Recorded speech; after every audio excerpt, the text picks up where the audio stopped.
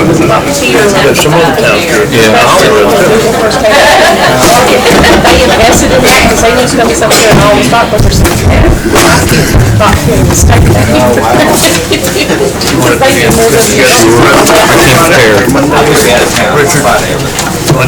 I let them invest in what they want to invest in. Somebody must explain to me. It's a viable company to invest in. That's all it needs. But it's not there anymore.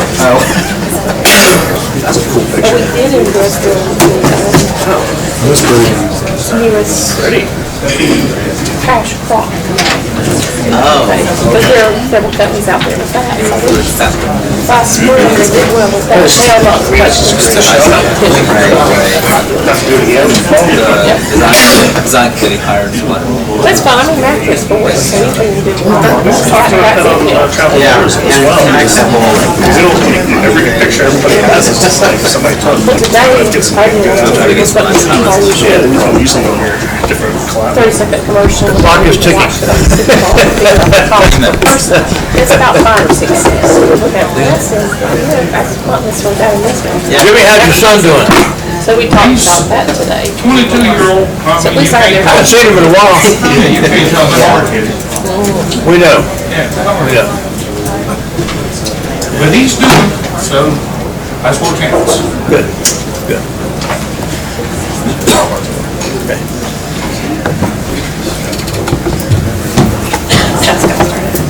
That's got started.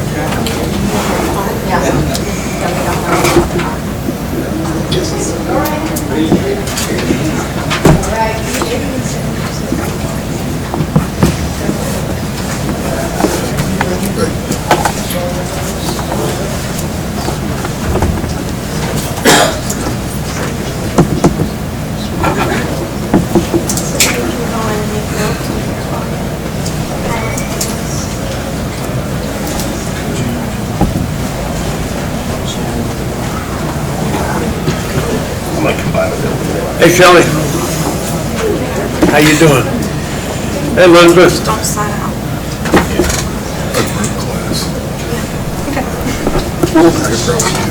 I just, yeah. Stay right corner for it. I got about 30 seconds.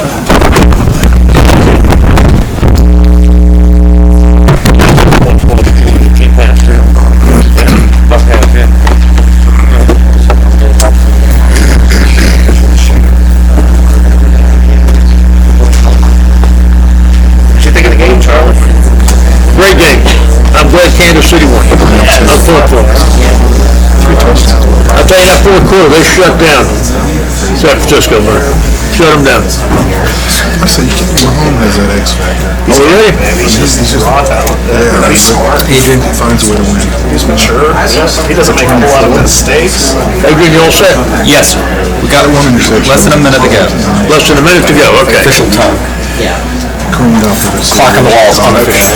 That's Bill Fish told me. There was one, I can't visualize it. Less than a minute to go. Yeah. It seemed like San Francisco shut down, kind of, you know. I don't know if they got tight.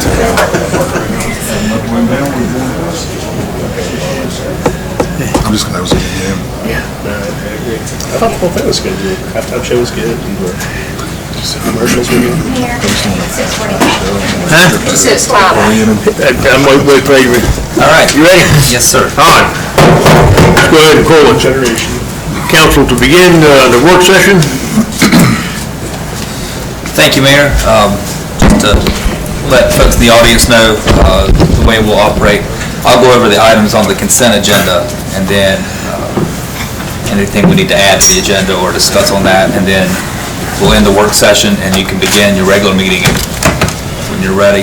Sure. This may not go all the way till 7 o'clock for the work session, so we can move right into the regular meeting and go over the regular agenda items at that time. All right. So for the consent agenda items, the first two items are minutes from your January 6th regular meeting. Item A is the minutes of the regular meeting, and B, or item 2 rather, is closed session minutes, minutes from the closed session that was at the end of the January meeting. So look over those, and when you're finished, please pass them down to the city clerk. Item 3 on the consent agenda is appointment of the Belmont Tourism Development Authority Chair. And the legislation that created the Belmont Tourism Development Authority requires that the City Council appoint the chair of that board. And the Tourism Authority Chair is Jim Hoffman from the Botanical Garden. The Tourism Authority requests that you reappoint him as chair. That comes to you as a recommendation from the Tourism Development Authority, and certainly staff supports that recommendation. Items 4 and 5 on the consent agenda are related. Item 4 is for declaring of surplus property 3 patrol vehicles from the police department that have high mileage and high maintenance cost. One of these would be donated to the fire department so they can use for training purposes. And then 2 of those would be, if you declare them surplus, would be sold on the online auction site, govdeals.com. So we get a little bit of money left out of that. But we do want to allow the fire department to take one of the 3 vehicles. Item 5 also concerns a surplus patrol vehicle from the police department, but we want to donate that to Gaston College for their basic law enforcement training program. And there's a different set of general statutes that we have to follow when donating surplus property to another agency or nonprofit group. We have the authority to do it, but 168-280 allows us to donate this to other units of government. We have to do it by resolution with 5 days notice, so I have had that posted. That's why that's separate. So that's why that's separate. So 2 items relating to surplus and police vehicles. 1 vehicle is going to the fire department, 2 are going to be sold on an auction, and 1's going to be donated to Gaston College. Okay. We have the authority to do all of that, just different statutes. The next item on the consent agenda comes to you from the police department also, and with a recommendation from the Public Safety Committee, and it's approval of a job description for our school crossing guards. These are positions that we've had for many years, and you see them at Belmont Central and, well, not Belmont Central, but at Belmont Middle School and North Belmont Elementary School for school crossing guards. We've had them for years. They're part-time employees of the police department, but we've never had a job description for them. But during our CLIA accreditation process, we have to have a job description for every position within the police department. So this is the job description. It helps us with our CLIA accreditation process. The next several items are requests for street closures and/or alcohol sales and consumption for city events or city-related events. I've just put the dates up here for the audience and for the council. So I'll just go through these. But these are ongoing events. The first one, item 7 on the consent agenda, is ordinance to close multiple streets on March 27th for the Belmont Balloons Parade. And I'm sure you'll hear more about that later. That's a nighttime parade that we're wanting to have in conjunction with the Tourism Authority and the Botanical Garden to create a new event called Belmont Balloons, which will be a celebration of Belmont in springtime throughout the month of April. And this will kick off that event. It's something a little bit different. We've had parades in the past, but I don't think we've had nighttime parades. I thought it was Belmont Bloomers when I first looked at it, but not bloomers, just balloons. Item 8 is street closing for the House of Mercy's annual Walk for AIDS event, and that's on April 25th. Item 9 is an ordinance to close multiple streets for the Belmont Police Department Citizens Police Academy, Alumni Association's Belmont Classic 5K Walk and Run. That's May the 9th. Item 10 on the consent agenda is for the Garibaldi Festival. That will be on April the 25th. That's street closings and also alcohol sales, possession and consumption, excuse me. For that event, we tried that last year and it went fine. Didn't have any issues with that. And then item 11 is the resolution for the closure of streets and alcohol sales for Friday Night Live. We've done this for 13 years or so now. And the dates for those concerts are listed above. April 24th, May 8th, May 22nd, June 5th, June 19th, and then the July 4th event, which will be on a Saturday this year. And the lineup is in blue there in the slide.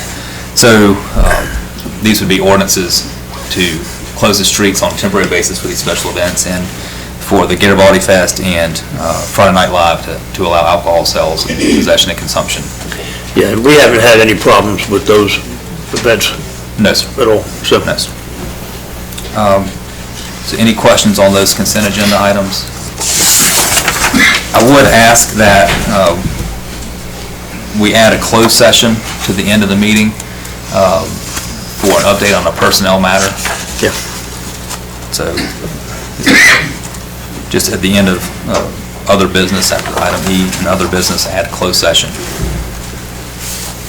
And that's all that I have for you for the work session. All right, very good. Anybody have any questions you want to ask Gregory, or we okay with that? All right, very good.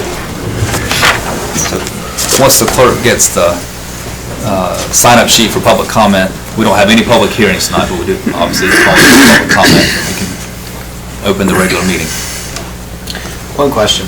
Yes. For these street closings, I know usually, it seems like we usually post something out on Facebook about these. Is that still the plan or post them on the website? Because I know I've just heard some people, they say they don't know, so. Yes, sir. So we do have a communications plan for notifying people about street closures. If it's a tight event like a 5K, we try to put signs out around the route for the neighbors so they know that it's coming up, and we try to do it the week of the event. But we will post online. We have the ability to send out an email if you're on WaterSmart. Also, we can send out a phone call to people as long as we have their phone numbers through our utility system.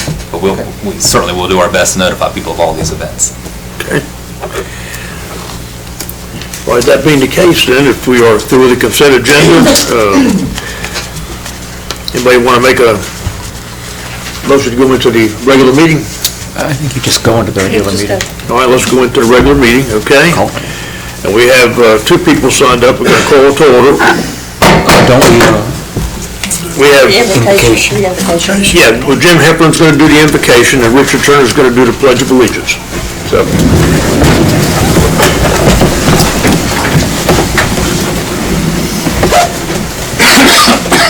Heavenly Father, we ask you for the strength and courage to follow through on our discussions and commitments from this past weekend's City Council retreat. Give us the wisdom to make the best decisions for the city. We ask also that you grant all those participating in tonight's proceedings the grace to listen to each other, to respect each other's opinions, and treat everyone, whether elected officials, city staff, or citizens, with courtesy and professionalism. We ask all of these things in your name. Amen. I pledge allegiance To the flag of the United States of America, and to the republic for which it stands, one nation, under God, indivisible, with liberty and justice for all.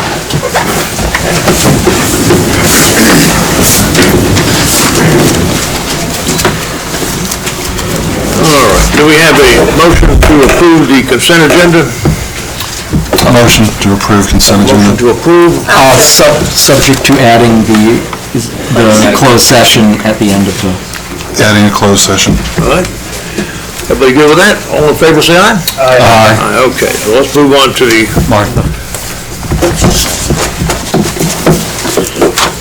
Ladies and gentlemen, we have several people signed up for public comment, and the way we do this is we have 3 minutes. You have to speak with our high-tech hourglass that we have here, okay? And state your name and your address when you come up to speak. And the first person we have signed up is Doris Stovemore.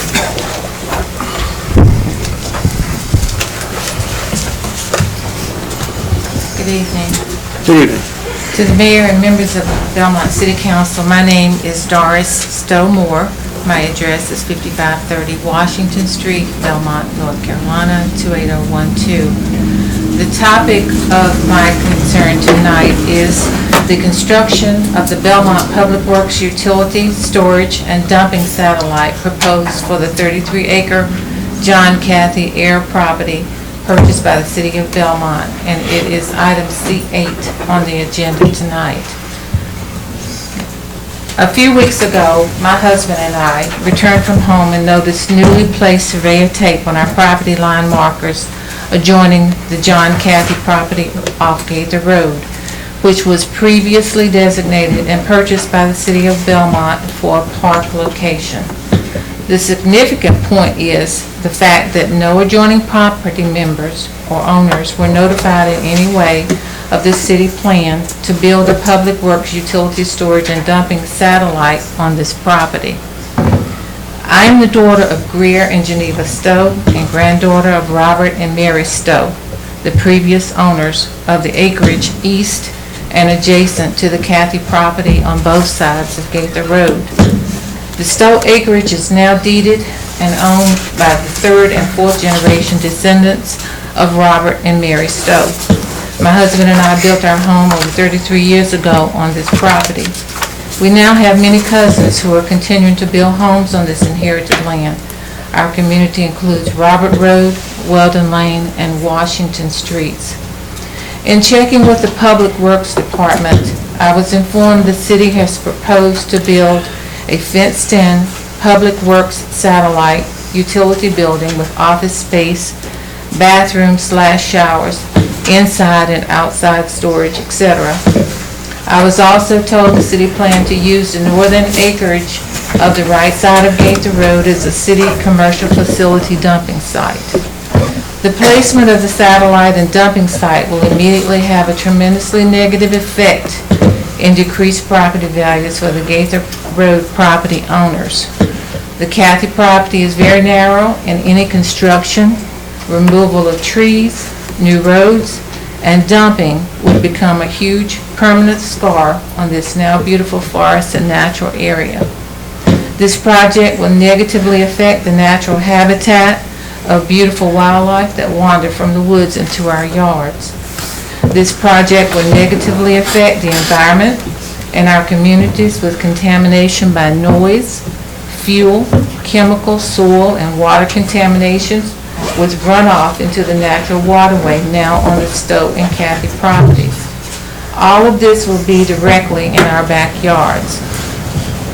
We feel the same environmental criteria previously required for permits and guidelines by the Environmental Protection Agency for the same Public Works Utility Storage Project site off Henry Chapel Road last year be used in the same way to comply with the environmental protection of the Cathy property site now and in the future.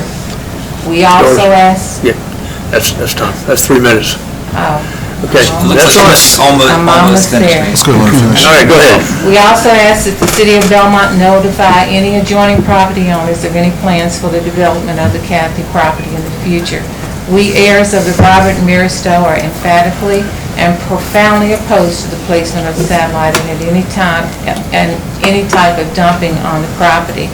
We want to support the City of Belmont in any way we can. However, we feel this project is not in the best interest of any property owners on Gaither Road. We ask that this proposal for proposed Cathy property satellite location and dumping site be totally rejected by the Belmont City Council. Respectfully submitted, Doris Stowe-Moore, and I do have a copy for the clerk if you need that. So we quickly ask the Stowe heirs to stand up that are here tonight, and I'll be done. Thank you, Doris. May we stand just for a second? Yeah. Thank you very much. Yeah. Thank you for bringing that to our attention.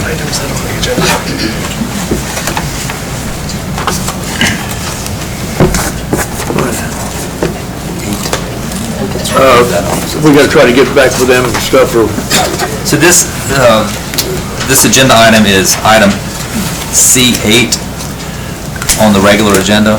yeah. So we will be able to address those concerns. Yeah, if you want to stay here for item C8, then that would be a good thing, if you can find out what we're going to do with that property, okay? All right, thank you. All right. The next person we have signed up for public comment is Chad Jennings, 106 Lee Street. We'll let your wife do it. That's Alicia, right? Yes, sir. All right. Hello. Hey. My name's Alicia Jennings. Me and my husband bought our home at 106 Lee Street in 2006. We started noticing a trench forming in our backyard. After a few good rains, we started tracing where the water was coming from, and there is a pipe that is behind Mr. West's house, and it just opens up and it flows from Park Drive all the way down to Farrell. I do have some, I'm going to pass these around, kind of just like a little map of how the water flows. A few more around if you want to pass them. Sorry, my homemade drawings here. But we're here on Lee Street, on Park Drive, from Foursquare Church. But from Foursquare Church all the way over to Belmont Central, there's only 2 storm drains. And both of those storm drains go into the pipe that goes under Mr. West's driveway. And that pipe opens up and flows through everyone's backyard. And that has caused, here's the picture of the pipe. Mr. Martin was gracious enough to come out on his own personal time and see the damage in our yard. And as you can see, the river that flows back behind Mr. West, all the way, it's basically in between all the houses on Burns, Mitchell, and Lee Street. It's going through everyone's backyard. And as you can see, the water's standing. We have trees with exposed roots where all the dirt from around the trees has been washed away. But in 2008, the water was so heavy that it did push over a chain link fence in our backyard. And I contacted the city several times and reached out to the city's insurance company. And they did pay to have our fence fixed in 2008. And the reason the fence is still standing because my husband put cement in the poles when he put the fence back up. But anyway, we were told it was on the agenda and would be fixed, putting in a storm drain pipe from Park Drive to Farrell to prevent this from happening. And this last rain, I reached out to Chad Waldrop at the City of Belmont, and he came out and he looked, and then he sent me an email stating that that project had been removed from the city list, that it was not going to be repaired anymore. And I was a little upset that no one had reached out to us to tell us that it was not going to be repaired anymore, after we've been told for over 10 years that it was on the project to be fixed. After the project on 6th Street was the last I was told, then it would be that project for the stormwater. Our grandchildren cannot play in our backyard. There's holes 3 and 4 feet deep. The ground is always mushy, it's always wet. Belmont storm drain has basically washed away my backyard. It's washed away the dirt around a large tree in our backyard that I worry about that tree falling because it's always wet down there. I don't know how the roots are still, they're not in the ground, they're on top of the ground, as you can see from the pictures. That's Tom Alicia. Okay. Yeah, that's fine. Yep. You want us to put it back on the CIP, is that what you? We will begin the CIP process later this month and into March and leading up to the budget workshops, and so this can certainly be one of the items that the Stormwater Committee considers to add to the CIP list. Okay. Put it back on the CIP. Kind of give us a timeline of everything over the last 10 years and stuff with that? Not right now, but Yeah, as part of that process, because I'm not aware of this at yes, all. sir. Thank you so much. Thank you, Alicia. Jimmy, you were signed up to speak too? We're here about that? What's your name and address? My name's Jimmy West. I live at 408 Park Drive, Belmont. I've lived there since 2002. And the storm drain issue is when I catch the water coming down Park, coming from Foursquare Church, and coming from Belmont Central School. It's one storm drain. The water will be 3 to 4 feet over the storm drain, cutting down side the yard beside my house. Washes the driveway into the backyard. I have a gravel driveway. Well, I have to repair that driveway at my cost. And 2002, when I moved in the house, City of Belmont told me it'd be 5 years. Okay? Out of due respect, ladies and gentlemen, we've run out of 5 years for the damage that it's doing to the property.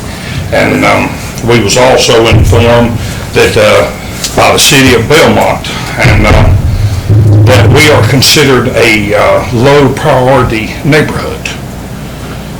But you know, we pay the same water bill, trash service, taxes, et cetera, et cetera. So we should be treated as equal as any neighborhood in Belmont for the damage that water has done to our properties. It is horrendous when it rains. I've had people from City of Belmont out there, and water be 3 feet coming over the storm drain, because it cannot handle it, because it's an 18-inch pipe. So that was just my thing I wanted to say here. We would really appreciate if there's, that's a project that we need to work on for the residents of Burns and Mitchell and Lee Street, because there's one on Park. There's one right before you get to Lee, but from the left side of the road, coming from Foursquare Church, coming from Belmont Central, it's right there in my driveway.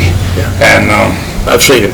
yeah, so, out of respect, I shouldn't have to pay to have the driveway fixed every time it's washed into the backyard, because I pay the $5 storm drain. So that is a city issue, I would think. Now, if I'm wrong, you guys can correct me. But I've got to pay to have the gravel brung in, pay to have it graded out, and when we get a belly washer, there it goes again. So we just want to come and speak to you gentlemen about that, ladies, okay? All right, thank you. Thank you, Kelly. Appreciate that. Next person I have signed up to speak is Ryan Herbin, 409 Federal Avenue. Are we able to share, like videos and such on a screen or no? I don't think we're there yet. Okay, just making sure. Well, I don't have. We're lucky we can get this. Okay. So, my name is Ryan Herbin at 409 Federal Avenue. I don't have anything formal to share as far as paperwork and things to share, but I'm the final house that the stormwater reaches. Yeah, it's more videos. We bought our house in December of 2018, and unless we came on a rainy day, we would have never known. So, learned about taxes of my house, and how what it was, and when I bought my house at the price that it is now, obviously somebody would purchase that house for that price, but they probably wouldn't if they would have known that flooding issue existed. So, my taxes increased for the house, which I probably should have filed something to report that, but I didn't. That being said, when we first found out about it, we called the storm drain. I'm doing my research, figuring out, is there anything that we can do? This wasn't disclosed to us when we purchased the house. Reached out to the stormwater team, City of Belmont, and was told basically it's on private property. There's nothing that they can do about it. So, was very glad that Chad and his wife reached out to us and asked us to come out tonight, because all that ends up at our house, wherever it starts, it comes down to us. We got all the trash. I learned that prior to us purchasing the house, there was an old furnace in there that is gone because it flooded out. So, don't know what other problems are going to happen or when they'll happen, but definitely would love for it to be resolved in some type of way. Yeah. Thank you. Thank you, Ron. Appreciate that. Yeah. You guys feeling back? All right, so we'll be able to put that under CIP then? If the committee wants to do that, yes, you'll have that Committee opportunity. wants to do that, Here okay. in the next several weeks, All or 2 months. Now, can I ask, what's the CIP for? Can you explain to us what we're talking about by that? And then you said if the committee commits, or you? Right, so the CIP is our capital improvements program, and it's a list of all the projects that the city would like to accomplish. Right. And then we take that full list of projects that the city would like to accomplish, and it's water projects, sewer projects, stormwater projects, recreation, public safety, everything that the city would like to do. Right. And it's a long list, and then we have this much money. We used to only have this much money, but now we got a little bit more thanks to your taxes. So now we do a little bit more projects. We still can't do all the projects that we like to do. So then the council has to prioritize which of this amount of projects we can do for this much money. Yeah. And so then it's up to the council to allocate that money for it. So getting it on the list for the CIP is step one. And then figuring out when to do it and how to pay for it is the harder part. But we will keep that in mind when it comes to our budget. Yes. So, okay, fine, thank you. If you want to stay for the meeting, you're welcome to it. Okay. I think one comment I'd like to make, we need to ensure that nobody tells anybody they're a low-priority neighborhood, whatever that originated from. Yeah. A couple times, okay? But, out of respect to the city council, it's an issue 18 years ago that should have been addressed, and 5 years, then it's going to be 5 years, and then I respect 5 years. Okay, we've run out 5 years, because you figure at 5, $5 a month, it's roughly 6,000 people in the city of Belmont. And you look at $300,000 a year in storm drain money. I pay mine. Mr. Jennings pays his, this gentleman pays his, but we're not getting nothing out of it. We will certainly let you know when those committee meetings are so that you can bring more information. I agree with you, Council Turner, about that Appreciate comment. your time. Thank you very much. Happy about Thank that. you. Yeah. All right. First item, number 2 on the regular agenda is consider the request for limited on-street. Deborah Davis wanted to be added to the list of people to talk to. She came in after we pulled this. What's that now? Deborah Davis requested to be able to speak during public comment. Hey, Deb.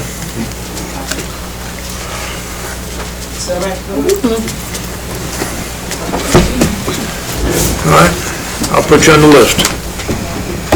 Hey, my name is Deborah Davis, and I live at 308 Todd Street.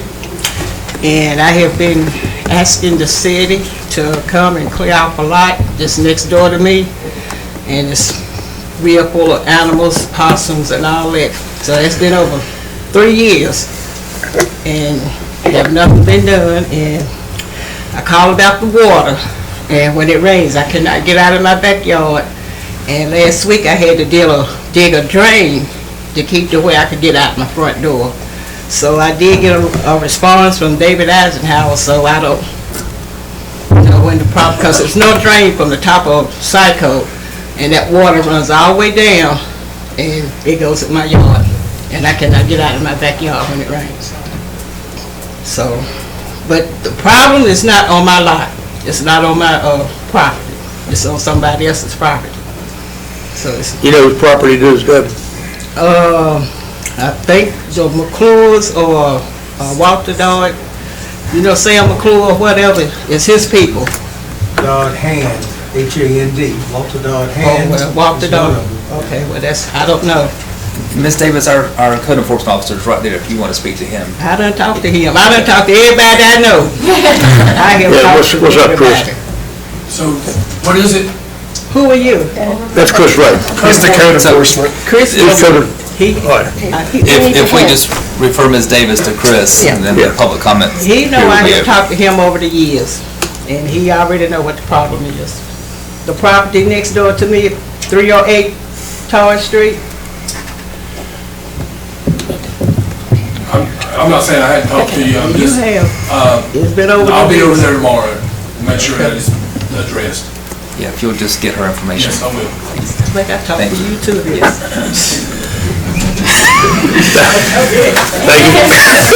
Thank you, Deb. How's Eric doing? Good. Well, we got some work to do, huh? Yes. All right. That concludes our public comment. Next item is number 2 on the regular agenda. Consider the request for limited on-street parking in Eagle Park neighborhood from Eagle Park Homeowners Association Board. Thank you, Mayor. This is a follow-up item from an item that you had at the last council meeting. I wanted to give a timeline of this item. So as you recall, and certainly the Public Safety Committee has the details of this as well. Eagle Park was approved in around 2005 by City Council, and the construction drawings were submitted to the staff, found to be compliant with what the City Council approved. And so over the last 14 to 15 years, the neighborhood has been under development. It's if not officially built out, it's all, I think, one house is still under construction, so there's a little over 250 houses and townhouses in the neighborhood. So obviously the neighborhood has grown over the last 15 years. And as the neighborhood has grown, people are moving in, people have cars, people's kids get older, they have cars, people have garages, choose not to park in garages. And so parking has become an issue in the Eagle Park neighborhood. Last summer, the Homeowners Association Board within Eagle Park did a study. They did a canvass of the neighborhood looking at traffic concerns, speeding concerns, and parking concerns. Came up with several plans, vetted them through the Homeowners Association, also with the police department and city staff. came to submitted their recommendations and their requests for help from the city to the city staff. We presented that to the Public Safety Committee in December of 2019. We looked at a comprehensive review of the neighborhood, looking at limiting parking to one side of the street or another, lowering the speed limit, and then and prohibiting parking in some sections where it wasn't safe. So the Public Safety Committee made a recommendation to the City Council in December that went to the City Council January the 6th. You heard you heard the recommendation. You approved all but one section of the recommendations that the Eagle Park Homeowners Association Board brought to you. At the council meeting, there was a section of Assembly Street between the driveway of Belmont Elementary School and the intersection of Lexington Street that was unresolved. The City Council referred that back to the Public Safety Committee for more review. At January 23rd, just a week or two ago, the Public Safety Committee met again, heard the same concerns, got a little bit more detail on the matter, and maintained its recommendation to follow the Police Department staff recommendation to prohibit parking on Assembly Street between Lexington Street and the driveway with Belmont Central Elementary School. It's because of the curvature of the street trees, limited visibility, and safety concerns. With the amount of traffic on that section of Assembly Street, the proximity to the school, the abundance of pedestrians, parking on either side of that section of Assembly Street was deemed to be unsafe. So the committee recommended, Public Safety Committee in January recommended that no parking be allowed on that section of Assembly Street. About a week later, Lisa Jenkins met with me and provided an alternative to the Public Safety Committee recommendation, to the staff recommendation. You've got this plan. I sent this out to the Public Safety Committee afterward. And then the next day, we received an email from the Homeowners Association board expressing concerns about this proposal. This would make that section that I just referenced a one-way street. I don't know that that's been vetted out by the full Homeowners Association board, but I did want to meet with Ms. Jenkins and hear her concerns and her alternatives. But we do have a recommendation from both staff and the Public Safety Committee to make this section of Assembly Street no parking. Excuse me, is there a rear end parking? Yes, there's a rear alley with garages and parking pads by each house. And there's also, which is not really subject to much debate, an additional proposal to limit parking on Assembly across from John Galt. Yes, sir. I'm getting sorry. I'm building up my case. All right. And so that leads us back to tonight's meeting. So you've got the recommendation, but I wanted to let particularly the Public Safety Committee and the rest of the council know that after the Public Safety Committee met and heard this a second time, made their recommendation a second time, we did have a little bit of new information here at the end. So here are the two areas. The larger oval is Assembly Street with the curve you see between the intersection of Lexington and Belmont Central Elementary School. This is the item in question. As Councilman Heffron was stealing my thunder, he did bring up the second area, which is Assembly Street a little bit farther to the west, at the opposite of the John Galt Lane alley. And the issue there is if you're parking in this yellow rectangle and someone is trying to turn off of John Galt Lane onto Assembly Street, you're really restricting the turning movement, and it's a safety concern. So the request from the Homeowners Association, endorsed by the Police Department and the Public Safety Committee, is to make this little area right here, this rectangular area, no parking, so that you do have safe movements at this intersection. Then that leads us back to the tougher issue of Assembly Street. On here, we did find that the plans for the neighborhood for Eagle Park back in 2005 when they were submitted shows this 50-foot right-of-way for Assembly Street. This is the kind of phase one of Eagle Park. Opposite, the northern side of this would be the school. You can see this is Assembly Street and Lexington Street coming off of Eagle Road. It's a 50-foot right-of-way of Assembly Street. but the cross-section shows 24 feet of pavement measured from front of curb to front of curb, so that's two 12-foot traffic lanes. So the street was not designed to have on-street parking. It's been used as on-street parking with some inconveniences, but I'm not aware of many safety issues with collisions or anything like that with the way it's been used. I'm certainly, would defer to the experts on stats of any traffic accidents from on-street parking, but this is how the road was designed and built and intended to be used. So the staff recommendation and the committee recommendation is to not allow on-street parking for that section of Assembly Street that are outlined in that red oval. Because of the danger. Yes, sir. Yeah. The people that go to the school, do they park in that curve?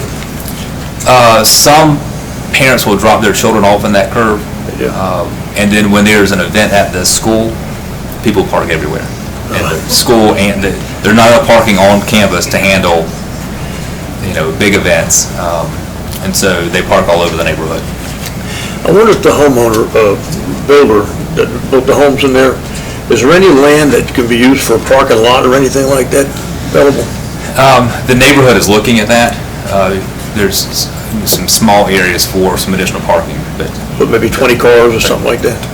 I would defer to the homeowners association board, but they're looking at that. But I don't think there's anywhere close to 20 parking spaces. Okay. All right. All right, so you approved the request to limit the on-street parking on Assembly because of the safety issue? Yes, sir, that's the staff recommendation, the committee recommendation. So okay. The residents and the HOA board and the police department are all here if you have any questions for them. Anybody have any questions for Adrian on that?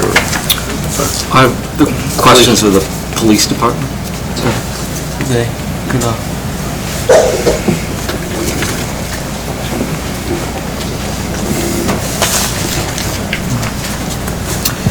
Well, It's ours now when you can.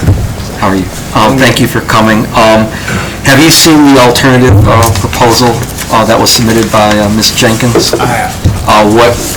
We've heard from the homeowners association as to their position on it. What is the police department's position on it, if it has a position? So, we could go look at it.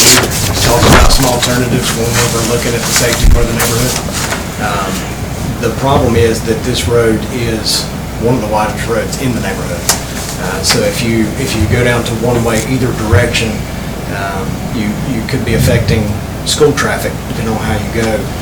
And that's going to push the entrance or exit, depending on which way you go, to Lexington, which is a narrower road and already has on-street parking. So your residents there would be affected heavily, and your safety is going to go down. We'd have to go back and revisit the safety aspect. Okay. Anybody have any other questions? For anyone?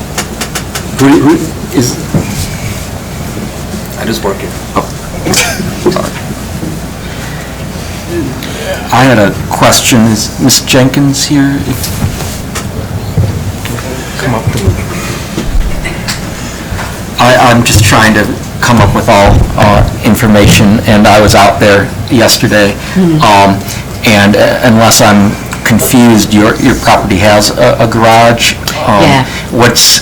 I'm trying to figure out what's the issue. Is it the Yeah, it's coming more- out the incline? Correct. Did you go through Tully in the back alley? I was there, yes. Okay, so my house is, I can virtually only get one car in my garage due to the slope of my, I wouldn't call it a driveway, I would call it a ramp. And there's a fence that's blocking. So there's 3 houses in a row that are challenged by that in the alley. And so that's my issue, is I really only have one parking spot. And is there seems to be spots next to the garage, are those both your neighbors? Yeah, Okay. those are designated for someone else. Okay, yeah. So, I bought the house under the pretense in 2007 that I would have on-street parking. So a lot has happened since those times, we're supposed to have a butterfly park across the street from me too.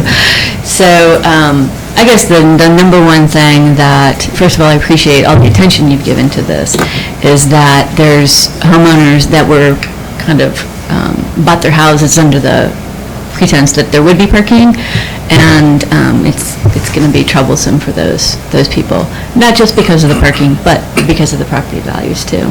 These are the most expensive, probably the top expensive houses in Eagle Park, so, yeah.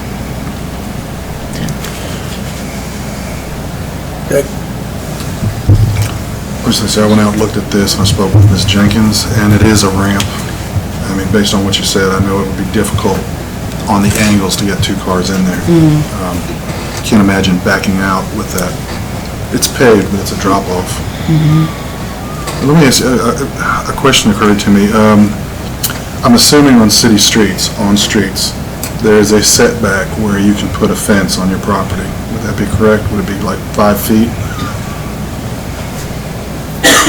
Does anyone know the answer to that? I forgot to look it up.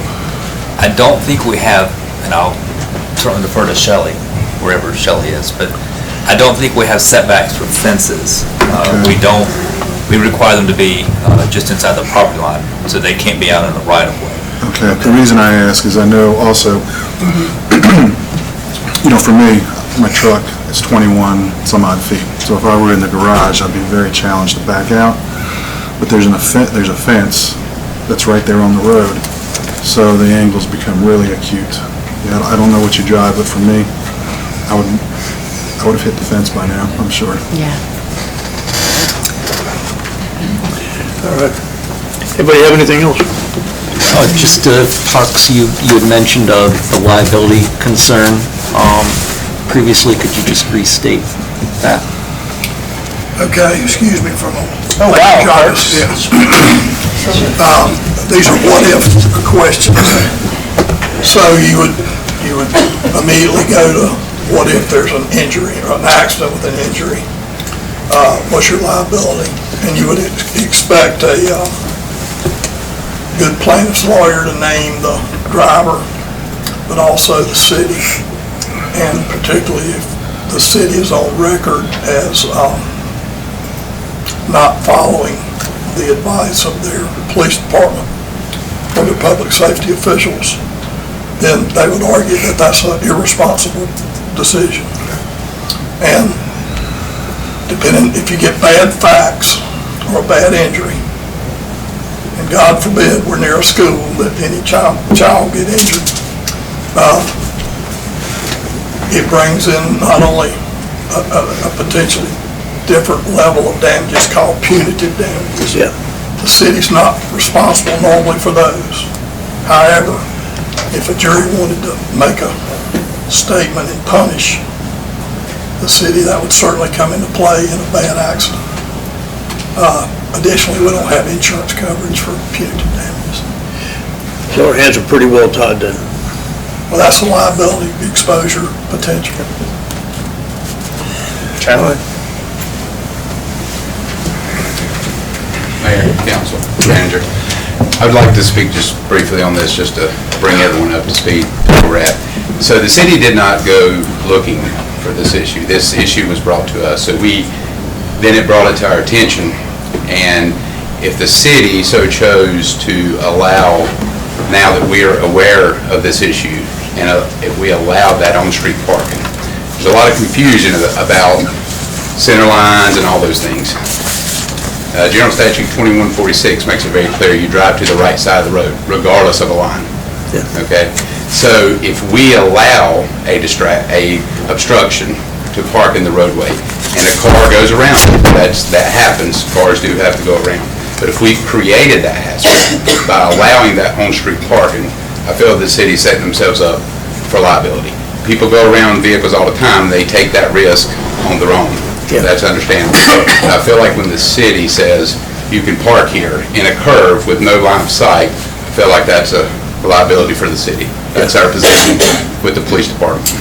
And that is based on General Statute 2146, the law. Thank you, Chief. Good. All right. That being the case, Well, I think it's an unfortunate situation. However, I'm loath to go against public safety. I would say that, the question that we are here to address tonight is this recommendation, and that doesn't foreclose pursuit down the road, continued pursuit of alternatives. Nothing that we're voting on, I would think, would foreclose exploration of those alternatives. And so, based solely on the question that we're faced with tonight, which is, should there be no parking on both sides of Assembly Street between Lexington and the entrance to the school, due to this identified safety issue, I would make a motion to approve that recommendation along with the no parking on Assembly Street across from John Colt Way. That's a motion. Do we hear a second? I'll second it. Got a second? All in favor, say aye. Aye. All opposed? Okay. Motion carries. Thank you, Adrian.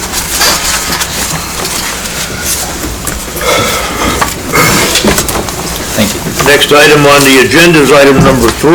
Consider the adoption of an ordinance ordering the demolition of the structure at 7212 Wilkinson Boulevard on page 55. Thank you, Mayor. I'll ask Chris Ray, our Code Enforcement Officer, to come and give you an update on this. This is also a follow-up, I believe, your December 2nd City Council meeting, December of last year. As you recall, in July of last year, the City Council passed an ordinance regulating commercial property and the maintenance of commercial buildings and structures. One property that was found to be in violation of the ordinance is at 7212 Boulevard. You heard the facts and the history and the timeline of this discussion of this property in December from Mr. Ray. At the time, the City Council heard from the property owners. They were hopeful that they could get this property renovated and repaired, and they just needed a little bit more time to respond to that. City Council gave them 60 days to make some progress on it. That brings us to the February meeting, which is tonight. And so I will turn it over to Mr. Ray to give an update of what's going on. Okay, so the picture that is being shown right now was sometime November, December. Closer to December. I've talked to the property owners. In fact, they're here tonight. Several times since our last meeting. I can tell you that they have ordered the trusses, and the trusses are sitting on site right now. There's a picture that was taken January 7th. The property owner has been removing burned debris from the building in excess of 30 tons as it is right now at his dock. I conducted a walkthrough inspection with the property owner, and you may not be able to see much from the outside. I can honestly tell you from what is happening on the inside, there is progress. They're continuing working, removing the debris so they can start placing the trusses. Several times I've gone by there, and this is the picture that I see. They backed up, hauling stuff out. Sometimes themselves. I know one of the son had said that he's been down there seven days a week working. So with that being said, I would recommend giving them, another 30 days. I personally don't have any issues with that. I think they've been communicating with you, and it shows good faith. Yes. Is it necessary that we do this again in 30 days, or can you guys handle it more on a direct relationship with them? What I would ask is that the property owners work with Chris and come up with a timeline and a plan for the ultimate goal, which is the repair of the property and the building. And let's have some milestone dates on there, and we can check back in with the council. If you'll, I'd like to provide regular updates to you.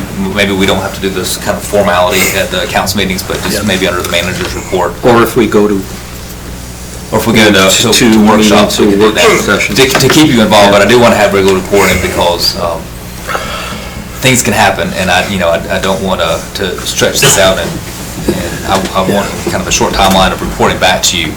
But I agree with Mr. Ray that as long as the property owners are making progress and are working toward the goal of compliance with the ordinance, then we should hold off any demolition ordinance on there. You said they communicate well with you? Yes, sir. Okay, good. So you do or do not need a formal motion then? We need a formal motion. We could just say with the staff will check in with the council in 30 days and, at regular council meetings. I'll make a motion that we make the extension for 30 days and ask for an update. I'll second that. Got a motion and a second. All in favor, say aye. Aye. All opposed? Motion carries. Thank you. Next item on the agenda is item number 4. Consider the adoption of an ordinance ordering the demolition of the structure at 951 Cason Street. I understand there's some changes to that one too. That's correct. So, the property owner hired a company, paid them $5,000 cash. They were supposed to start December 17th, demolishing the building. As of mid-January, that company has since left and took his $5,000. They took us $5,000. That's correct. So he told me that he was in the process of trying to find another company to do the work. So that picture's from December the 16th, and you can tell there's nothing been done. So if you'll go to that. Okay, so this was this morning. No, it wasn't. That's January 27th. Nothing's been done. Oh, you didn't put that one in there? That's all right. So this morning, when I was by there at 10:30, it looked just the same as the picture before that. This is at 2:25 this afternoon. He had a skid steer, like a small backhoe, out there, and they had that one wall completely removed. He is in the process. He's got a crew of 5 guys. He's got dumpsters out there cutting that stuff up small enough to put in dumpsters. He told me that Lowe's is supposed to bring a load of lumber out tomorrow so they could start, and I told him, I said, might want to start pulling permits before we go doing anything else. And, but you can tell that he has actually, at the last hour. Yeah, the day of the meeting. Exactly. After. Exactly. 60 or 90 days. Well, years. Yeah, exactly. So, I'm torn on this one. I would like to see what happens. I wouldn't be opposed. I don't know if I want to see what happens. I wouldn't be opposed to giving him, if we're giving extensions, giving him 30 days to see where this winds up. I mean, he knows we mean business because he's out there doing something. Yeah. Chris, let me ask you something. You said he paid somebody $5,000 cash, so there's no record of that No, there's no transaction. record because I asked. Did he give you the name of the company that left town by any chance? Yeah, but I can't, I wrote it down. I don't know it by heart right now. Didn't get a receipt or anything? No, sir. But even then, 5,000 is not going to get you very much. No. No. And from this Get you picture, back in. did I recall council saying they had to install some sort of screening fence? Yeah, that's yet to be done, so that's going to be done. What's our fining process for this stuff? I would have to look because it's so new, I don't have it. I thought I saw something in the notes. Well, it's like $50 a day or $1 a day something. for so many days. Yes, yeah, that's correct. Yeah, Yeah, like $1,500. because it was like 1,200 or something in the notes. Yeah. That was at the initial. He's Yeah. not been fined because of the 60 days we granted him to see if he would do anything. Do we have any way of enforcing compliance with the fencing? Because, like, I guess from my perspective, I'm a little bit more willing to play ball if, I mean, the playground's right there. Right. I mean, I feel like it's just kind of a matter of time. And yeah, that would be just a conversation that he and I would have to have, and that can happen. Okay. Before you grant any leeway, I don't know what we'll do, but that fencing has to be put there because of that park situation. Before you put the playground equipment in, it was a hazard, but there was no playground equipment to draw children to the park. Now you have a draw, and you've got this right across the street. Well, I'm not so sure too that once he starts pulling permits that they'll require him to put erosion control measures in as well, so along with the protective fence, it'll have to be erosion control. I'm just trying to walk in my head, what would the alternative scenario be if we just decide to do demo?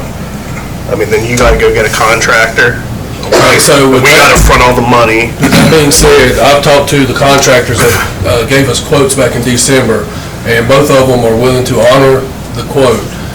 The soonest that either of those companies can get out there is the first week of March. Well, we just go ahead and schedule him and see what he does. Are we able to do that? Or- Well, I'm going to tell you, I have one concern. This is a new ordinance. These are the two cases that have come before us, sort of test case. I don't know how many situations like this we may have in the future, but I don't want to give people the impression that, well, they're going to give you time, don't worry. Yeah, I'm with you. I agree. Chris, do you feel comfortable with the people that were out there today that they're going to continue to work on that project? Somewhat. I know that's not a very good Did you talk to answer. him? Yes, sir, I talked to the property owner. Who's the company doing it now? I have no idea. Is it just him and a couple of his Odds. friends? Next question. Looks like. I honestly don't know what to do. I mean, I'm just trying to talk out loud with Is y'all, he- see if we can figure it Is he here tonight, the property owner? No, sir. Uh, How's he been with communication? Phone tag, Well, Parks, let me ask you. text message. Let me ask you, we talked about liability on Assembly Street. Okay, the city has identified a risk here. We've got our policy and our ordinance in place, and we've granted extensions. I mean, there's supposed to be a fence up, there's no fence. If we give them another extension, something happens to an individual on this property, are we culpable at all? It's hard to say. One thing you could do is require the fence to be erected immediately. It shouldn't. How long does it Yeah. take to get a fence up there? No, I'm not sure. Anybody know? I mean, I wouldn't think it would More take than 2 months. weeks. I was thinking a week. I was thinking a week. I would think the Yeah. estimate fence could be out there in a couple of days. Why don't we give them a 15-day extension if the fence is up? If the fence isn't up at the end of the 15 days, we move forward. Just tell them that's a hard stop. Hard stop. Well, could we, If we can do that. just a thought, since the demo company wouldn't be available until March anyway, could we schedule demolition for after our March meeting, which would give us time to nix it if that was appropriate? I'm trying to think if our contractors would be all right with that. Yeah. Oh, That might yeah, not be a good relationship builder for, that's true. if we had that put them on our schedule and stuff, but I was thinking that way initially, as I mentioned, but Yeah. afterwards, Then I'm they like, don't get the yeah. job, yeah. And if they're not gonna get the job, There's also a language barrier. He's Korean, okay. so I can understand about every third or fourth word. I'm comfortable with the 15 days of getting a fence up there, if you all are. And so in that case, are you saying we're given a 30-day extension, but you got to have it something 15 days, or it's, okay. Because we I'm could fine cut with them, that. yeah, we could cut them loose Can now. so we don't give them modify our opportunity ordinance to- like that? If it says 30 days, can we say it's 30? The ordinance doesn't say 30 days. doesn't? So there's timelines for having the hearing and Yeah. compliance. Because we originally gave a 60-day extension. Okay. And so you've given them, you have discretion on giving extensions to that. And he's on the last day. Yeah. You gave him 60 days and he took 59 and a half. It's really a strange feeling. I feel like the school teacher, you're going to get a zero if you don't get your paper in today, and it's like everybody's doing that, so. Usually, we've done everything as far as the ordinance is concerned. We've been fair. Yeah. I would agree. We've been fair. Right, and so, And I think if we put the fence in 15 days more than... okay, well, y'all make a motion that we offer the 15-day extension, put the fence in place at the end of the 15 days, and that way you have the 30-day extension, and that's going to be it. But if the fence is not in place in Right, 15 then days? Could we authorize him to start hiring a contractor if the fence is not in place? Like, could we include Could you that make the as- demolition ordinance effective February the 18th, which would be 15 days, well, I guess February the 19th, which would be 15 days Yeah. from now, subject to... That's fair. If the fence is in place, then we Yeah. don't execute it. If it's no fence, then Yeah, because it's either there or it's not. I said no execution order. That's fair enough. Not unless the fence is up. So if the fence is up, sorry, I'm trying to get the. Yeah, I'm trying to get it. Everybody out there? If the fence is up in 15 days, then he It's gets... another 15. Yes. Yes. Okay. That's the motion. And I'll, Can you restate this? We're offering, basically, we're offering a 30-day extension, but there's a midpoint. In other words, at the 15-day mark, the February 19th, if the fence is not in place, then the extension no longer exists. And demolition is, Yeah, so authorize demolition. Okay. I second. It's authorized on the 15 days if it's not up. it's the 16th day. So on The the 16th day 16th. for the fence. So February the 19th. Right. If 30 there's no days fence time up, period, we'll yeah. sign I guess the the way it ordinance. works is we're basically authorizing a 15-day delay. If the fence goes up, he gets another 15 days. Yeah. And then we'll revisit it? Yes. In March? Yeah. If there's a fence. If there's a fence, yes. Yeah, if there's a fence. Yeah, if there's a fence, we revisit. If not, we go Then, tear it yeah. down. Yeah. Got a motion, we have a second on the floor. If anybody owns a fence line, Ryan second. Ryan seconded. All in favor, say aye. All opposed? communicate that data very effectively. And then just. Ryan seconded, and everybody approved it, okay? For point of process, if he doesn't do the fence, and let's say he puts the fence up, we'll give him another 15 days, do you want this one to come back to you? Yes. Yes. I think that'd be a good If idea. he's not communicating Yes. as, like the other group is, yeah, I think so. Thank you. Yeah, all right. Next item on the agenda Thank you. Thanks, Chris. is demolition, the wedding reception request agenda memo for the, considering the support of use of alcohol at the Kevin Lofton Riverfront Park. Thank you, Mayor. As you know, we rent our facilities at various parks for private events. We've been successful in renting out venues at Stowe Park and the River Park, Kevin Lofton Riverfront Park for weddings. The city ordinance 96.01 does not allow possession, consumption of alcoholic beverages within city parks. This is the section of the ordinance that you had to approve an ordinance for special events, for city events, like Garibaldi Fest and Friday Night Live, we did earlier this evening. To date, we've only had one request for possession and consumption of alcoholic beverages for a non-city event or for a private event. It was a Chamber of Commerce event at the Riverfront Park last year. That event ultimately was not held at the park, but that was the only time that the city council has approved an exception to this one.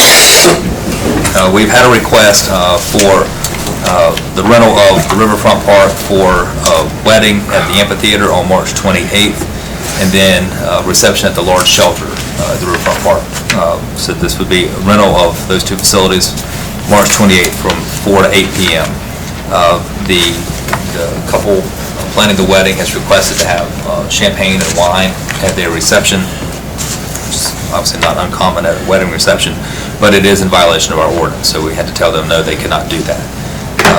They asked if there was any way that they could do that, and so I asked Zip Stowe, our Parks and Recreation Director, to do some research to see how other towns within Gaston County handle requests for alcohol consumption and possession at private events and city parks. And so he's done that, and I've presented to you some kind of draft rules and regulations based on what other towns are doing. The ordinance says that you cannot have alcohol in city parks.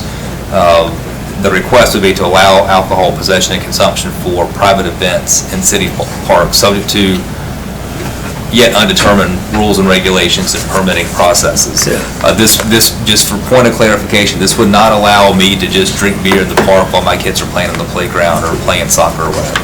This would be, at a wedding reception, a corporate party, something like that, where it's a controlled environment. Since this would be a major change of policy for us, my recommendation is, if you're interested in discussing this, that you refer this to the Parks and Recreation Board to have them, weigh in on it, subject to Zip's research, how other towns handle it. Alternatively, and to do that at the special meeting that they're already going to have in February, so that this couple can make plans or alternative plans for their March 28th wedding.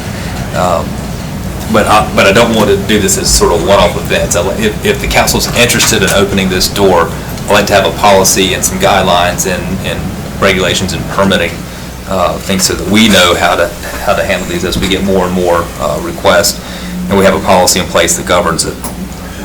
Alternatively, if you're not interested in exploring this, you can just say that the existing policy is working fine, and we don't need to explore this. So I just bring this to your attention and to get direction from the council. It's beer and one. Right. We don't allow any alcohol consumption now, so. I'm not in favor of this proposal for a number of reasons.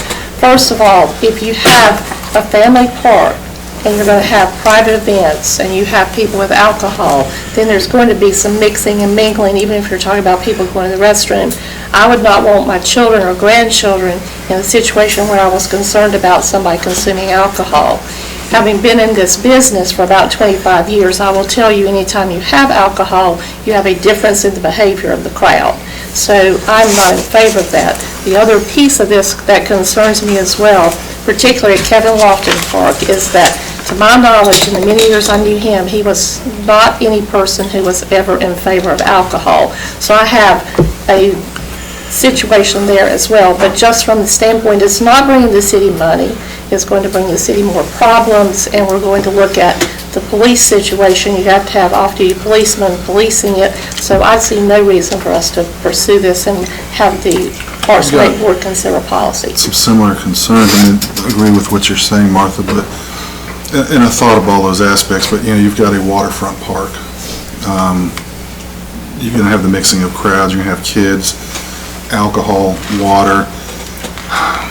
The police issue, the parking is going to be an issue for me. If, as we say, you open this door and we walk through it, you know, does that bring people to the table who say, well, now, you know, I want to have something in Davis Park, which is more of a neighborhood park.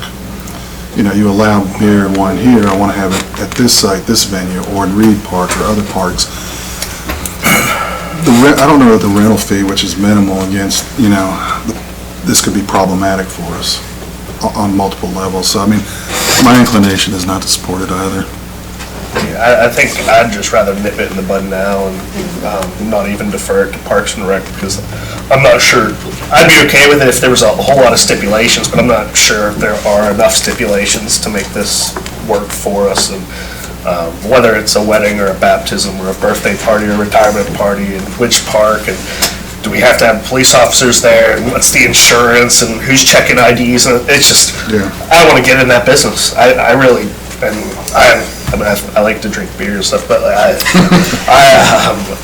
don't think the city needs to be getting in the wedding business or anything like that with the alcohol, and they can go to one of these other places and drink around town if they want. And similar to that, I mean, I don't like being in the business of enacting ordinances just for purely private, you know. To me, ordinances are about public business, and, you know, having to draft an ordinance anytime, you know, a private party wants something. So, you know, from that aspect, I was more open to, you know, sending it down to Parks and Rec to come up with a policy so that we wouldn't have to enact an ordinance every time a private person wants to do this. That's what my hometown back in Michigan did. You always would have to, you know, pull a permit if you wanted.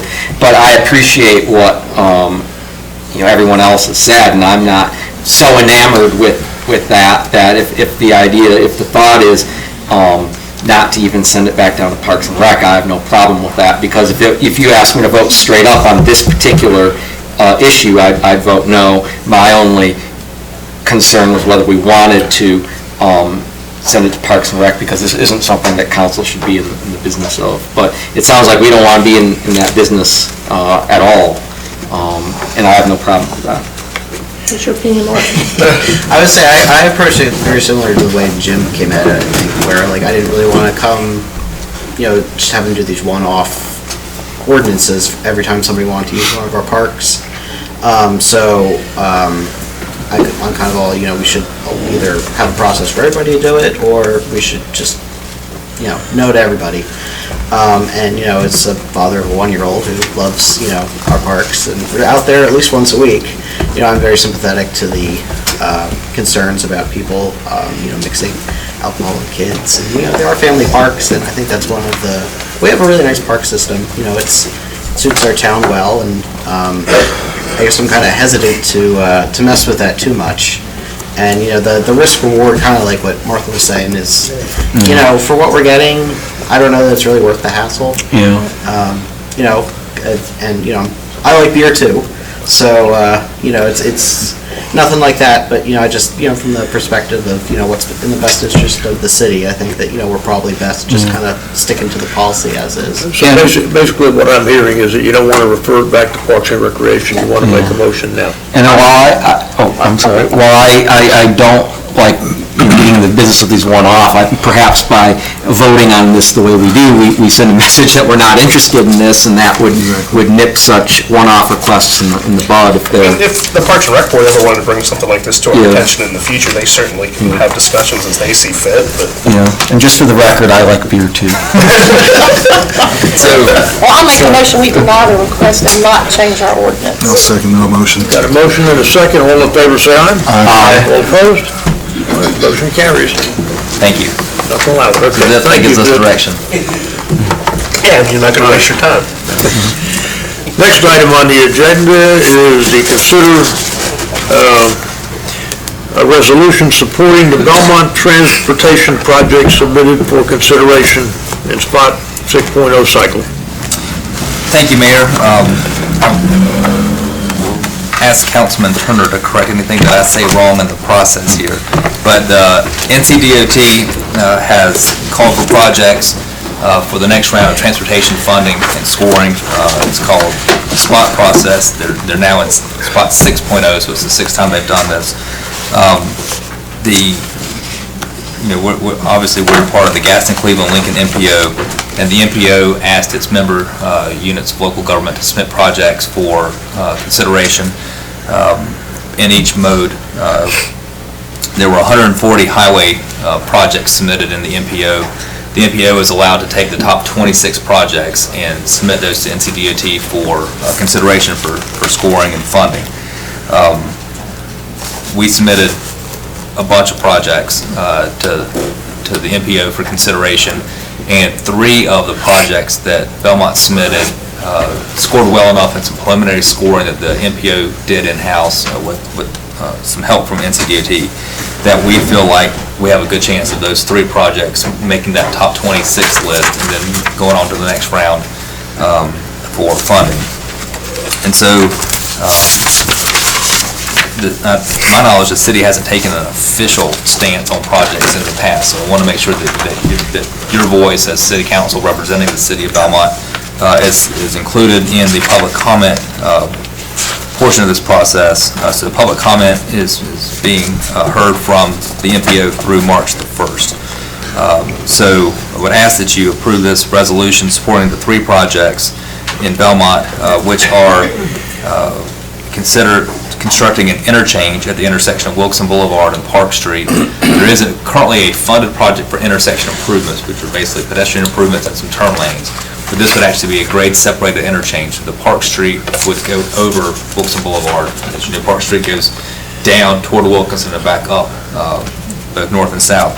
So this would be a grade separated interchange to keep traffic flowing on both of those streets. That scored well because of the congestion.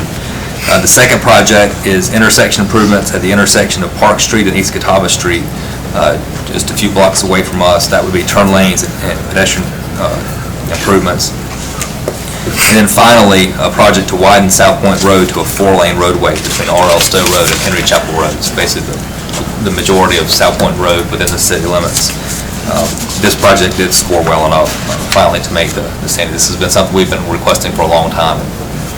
And as we've said, it's a terrible process because you have to get congestion worse and worse and worse before it scores well enough to have some relief. But apparently congestion is bad enough now that it finally makes the top 26 list. So those 3 projects appear to score well enough to have a good chance of being funded. Now, the bad news is it will be funded in the 2023 to 2032 still. So even if we make the cut, it's still 10 or more years out. So this is our state process at work. There are two other roadway improvements that we're asking DOT to at least take a look at and get on the radar. That is the widening of South New Hope Road from the intersection of Union New Hope Road there by the New Hope Fire Department down to the North Carolina-South Carolina state line. There's a funded project to widen New Hope Road from Titman Road down to Union New Hope, but then it'll go back down to the 2 lanes all the way to the state line. And then construction of the Belmont-Mount Holly Loop, or the Belmont-Mount Holly connector through the South Point Peninsula, which is basically a parallel, kind of a bypass to South Point Road that we've talked about several times. So we'd like to get that on the radar to get DOT to start thinking about those two. So this is a resolution of support for those 5 transportation projects that we'll send to NCDOT and to the MPO. Does anybody have a rich uncle in the poorhouse that maybe donate some money to the...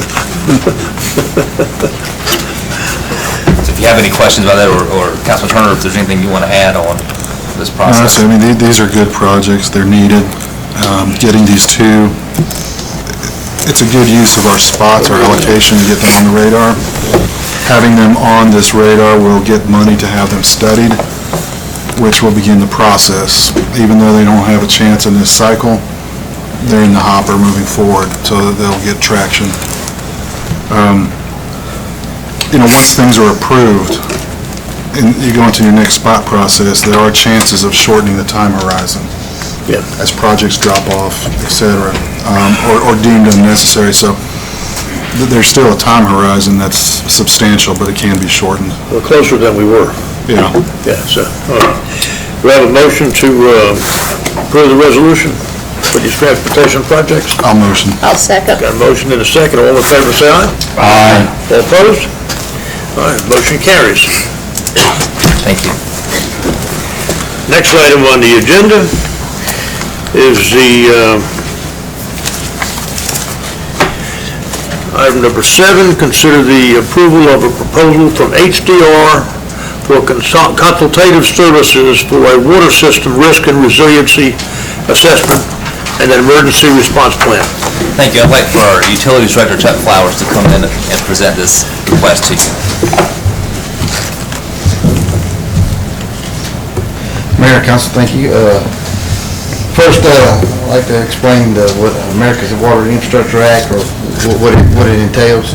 It's a mandate coming down from the federal government through the EPA that mandates us to take a look at what a risk or could be for our system, and what is going to be the resilience of that system, if we have any. It's handed down through the EPA, but it's a federally mandated, unfunded act that we have to take and bear the brunt of. With that said, it's a multi-piece thing for us to do. We have 3 deadlines. Let me back up for a second. On top of that, the state of North Carolina has mandated that we do a source water protection study. The great thing about that is, if our legislatures hold true to what they said they were going to hold true to, I think in the upcoming short session, they're going to vote on this, allow us to lump this AWIA study into, and meets most of the criteria of the source water protection plan, so we can go and basically get 2 birds with 1 stone, hopefully. With all that said, is we have 3 timelines that deadlines to go to meet, all in 2021. January 1st of 2021, the source water protection plan has to be met. June 30th, the risk and resiliency assessment has to be in and certified, and then in December 31st of 2021, you have to have your emergency action plan or emergency response plan for the RRA certified. With all that said, it stays in-house, and then based on our population, every 5 years we have to take a look at it, and we have to see if it's still applicable. If it's not applicable, then we have to do an update on it every 5 years after that. With all the moving parts in this, and with me being very familiar with doing something for Homeland Security back in the very early 2000s, City of Belmont right now, we don't have the staff or the staff time to put into this right now. So we looked at HDR Engineering, which there's a couple more out there doing it. They're doing it. They give us one of the best prices that's out there, and they have time to do it and have time to do it now. They don't put us on the back burner because of someone else.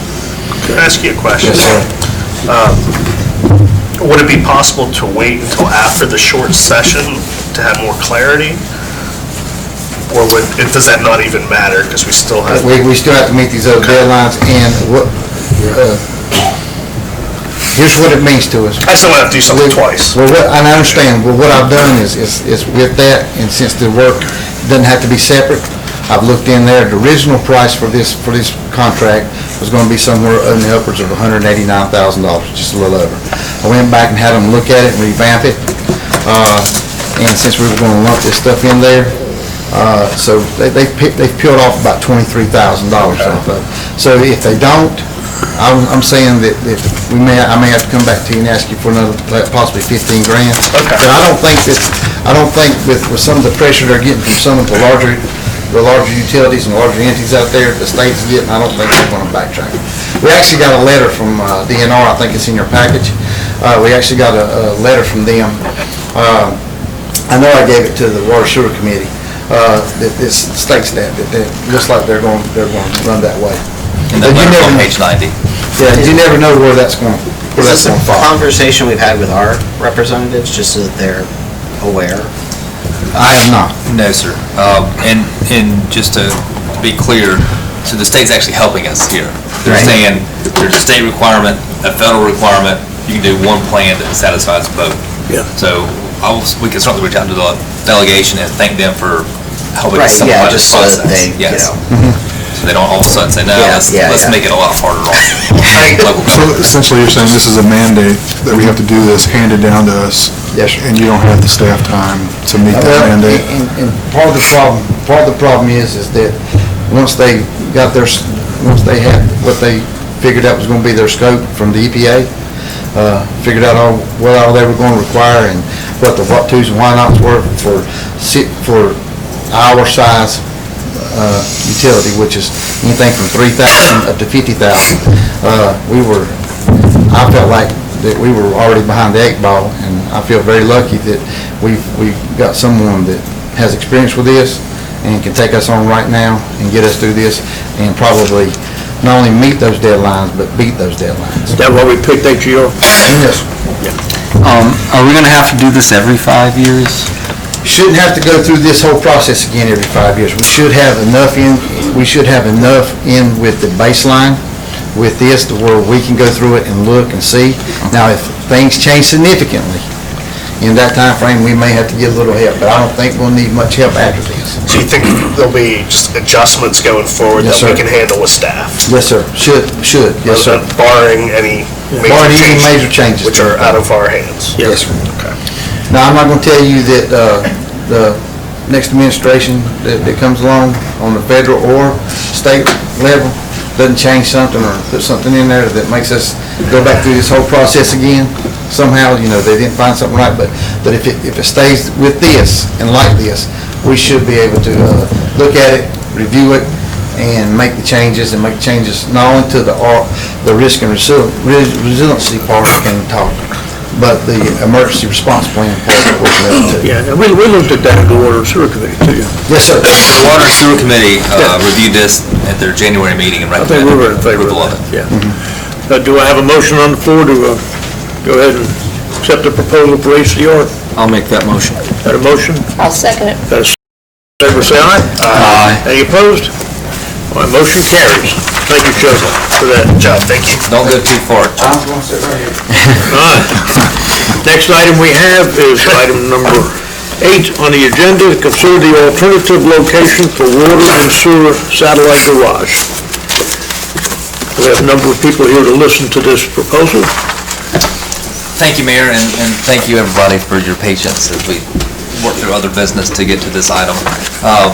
So this is a follow-up item from April of last year, and I've given you a little bit of the timeline as to how we got to tonight's meeting. So in 2013, the staff identified the need to have kind of a midpoint water and sewer satellite garage as the city was growing faster down on the southern end of town.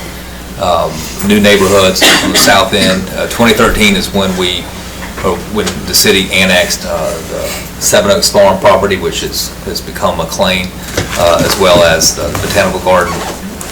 And we had new residential development on the southern end of town. So right now, all of our operations are done at the Public Works plant on East Catawba Street. So if there's an issue with utilities in McLean, it's what, maybe an 8 to 10 mile drive, depending, and then that's either a 20-minute drive or an hour drive, depending on time of day.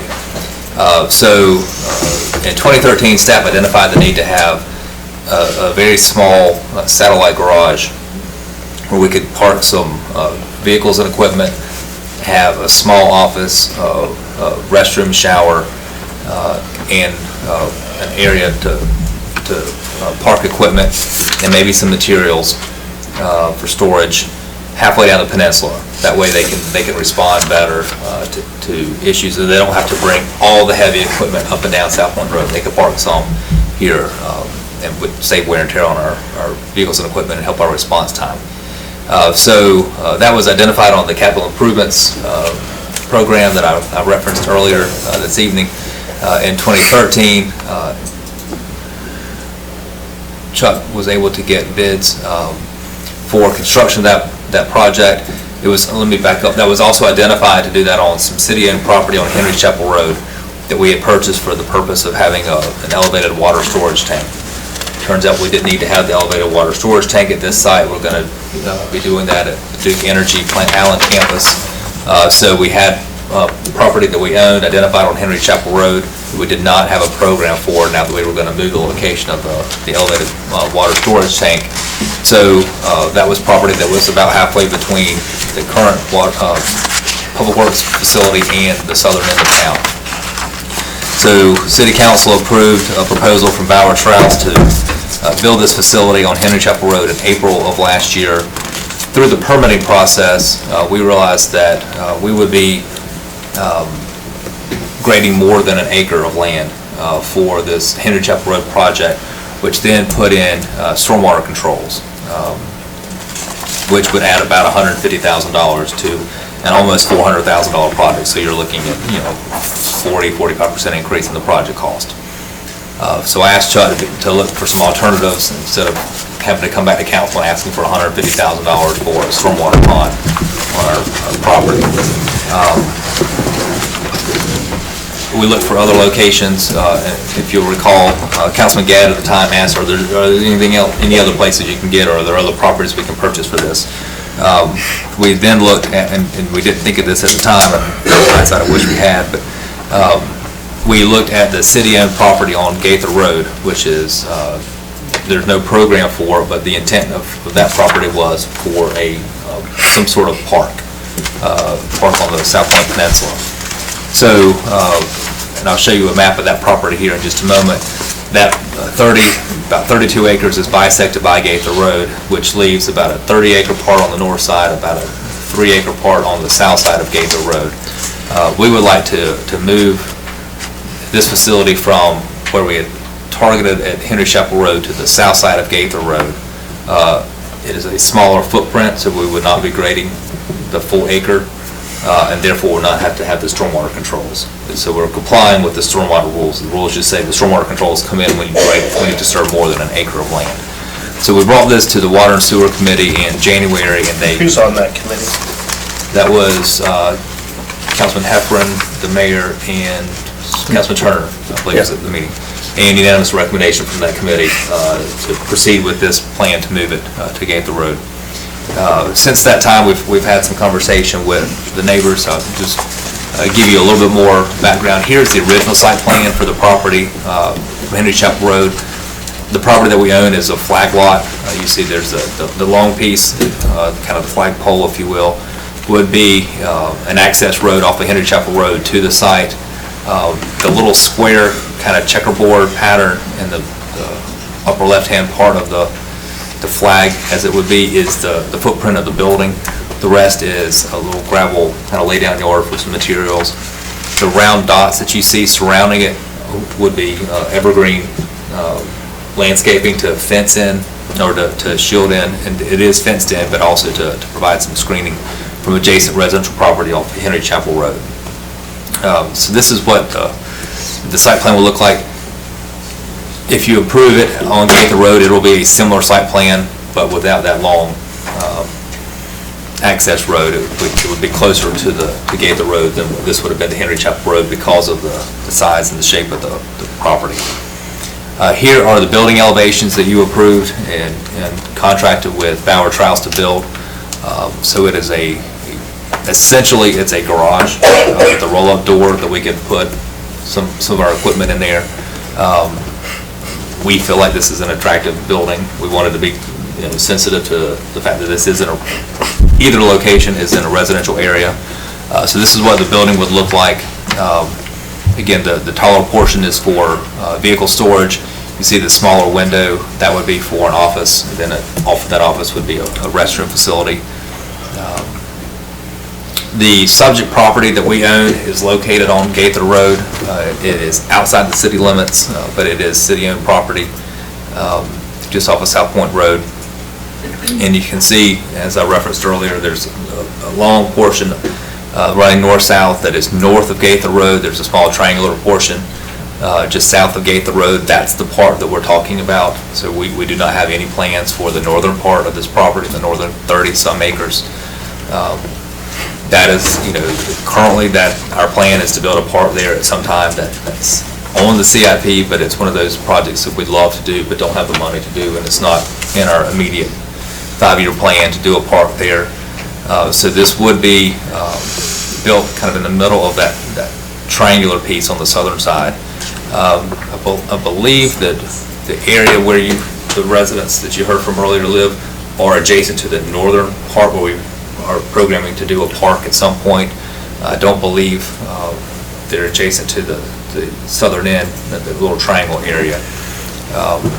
So I would certainly defer to Chuck with more information about this project and what the impacts of the project may have to the neighbors, and open up any questions you may have with me or Chuck. Yeah, somebody mentioned about a dumping ground and stuff like that. There's not going to be one. No plans for dumping. Not sure where that came from. Now staff talked about one time that we maybe could go down there and do some field, and to explain to y'all and to the residents why this is listed by the county on GIS as one parcel. So when you go do and make sure of the boundaries through surveying, they're going to survey the whole entire property. So we paid to have the whole entire property. The only portion that we are interested in is the southern portion, and there's 3.86 acres on that side. We're wanting to disturb less than an acre. Can you go back to the flag lot? Yes, sir. Please. Sir? The flag lot, the complexity of the flag lot is that we have 1.3 acres on Henry Chapel Road. The square portion is right under an acre.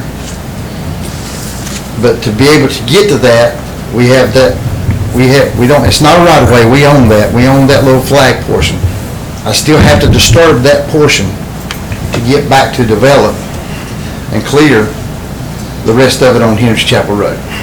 That has nothing to do with our stormwater, it has nothing to do with the county storm, it's all dependent upon the state. Yeah.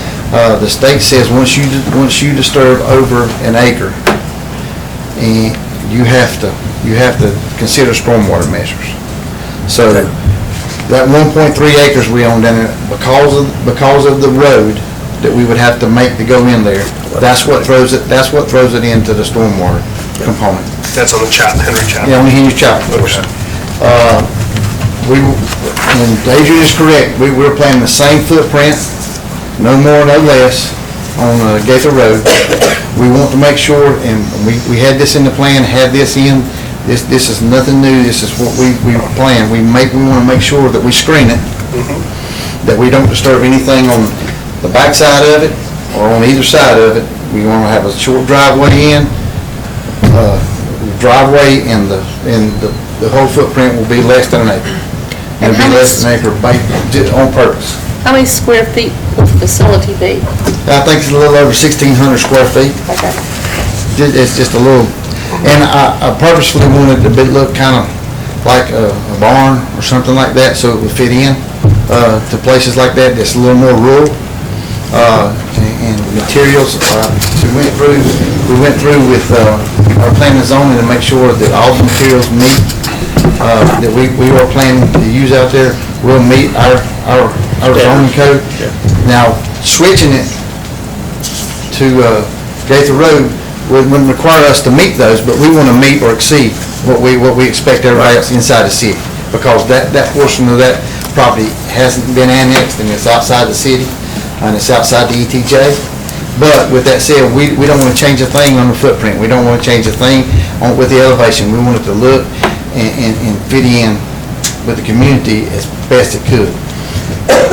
My reasoning for this is based just being more physically responsible. I did not feel comfortable coming back taking you've already approved $400,000 for this project. I didn't want to come ask for another $150,000 and this turned into over $500,000 project. I just didn't want it to do that. So, when I'm thinking through this, we have to have a building halfway, because for staff as we go forward. Yes, sir.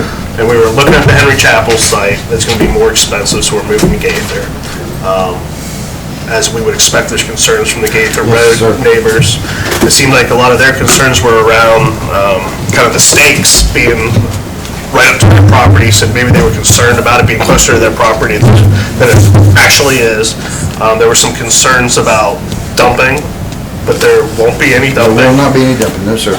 And it's gonna be a 1,600 square foot footprint building. Just a little bit over it, And yes, there's sir. gonna be natural tree buffer to like kind of insulate it from sight, or? Now, well, you'll I guess that's up to us. You'll be able to see it from the road, but we're going to still plan. We're going to fence it, and around the outside of that fence, it's kind of like we do at our lift stations and our water towers. Okay. We're going to plant evergreen shrubs on the outside, so that it will be. Okay. We'll keep them trimmed. We'll keep them neat. What is the building materials? Oh Lord, I'll have to look and see. I've got it in here.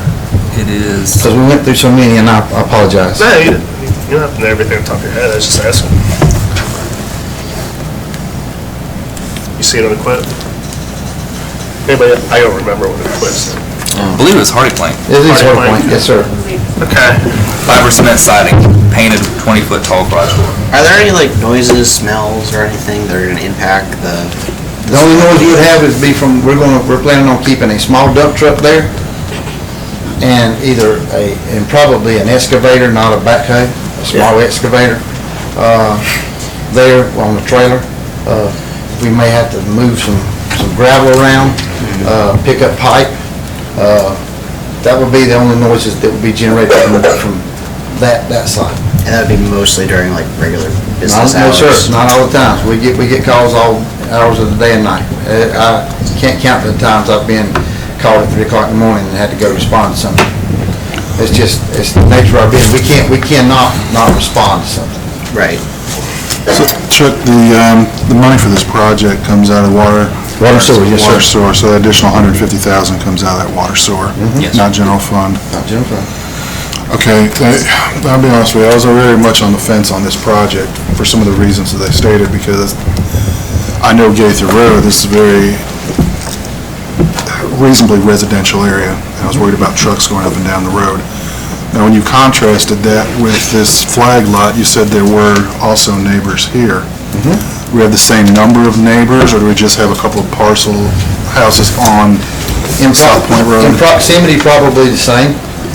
If you go down and look at them in proximity, it's the same, because we have, all of Belmont backs up to Henry Chapel Road. A good portion of the backside of Belmont, Greystone, excuse me. Belmont's on the other side. Greystone backs up to Henry Chapel Road right there. Then you have Mr. James Doster on the front side, and then you have Mr.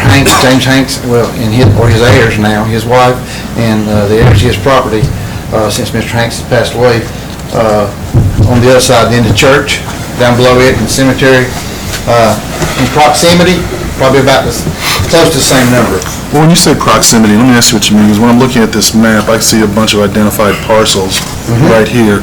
When I'm looking at this map, I just see what looks like topo. When you say it's abutting it, what is We don't have, on the, that, right there, we don't have all the adjacent properties on there. Because Mr. Doster owns, James Doster owns, it ain't James Doster, it's James Daltridge. James Daltridge, owns, to the, that's north, he owns.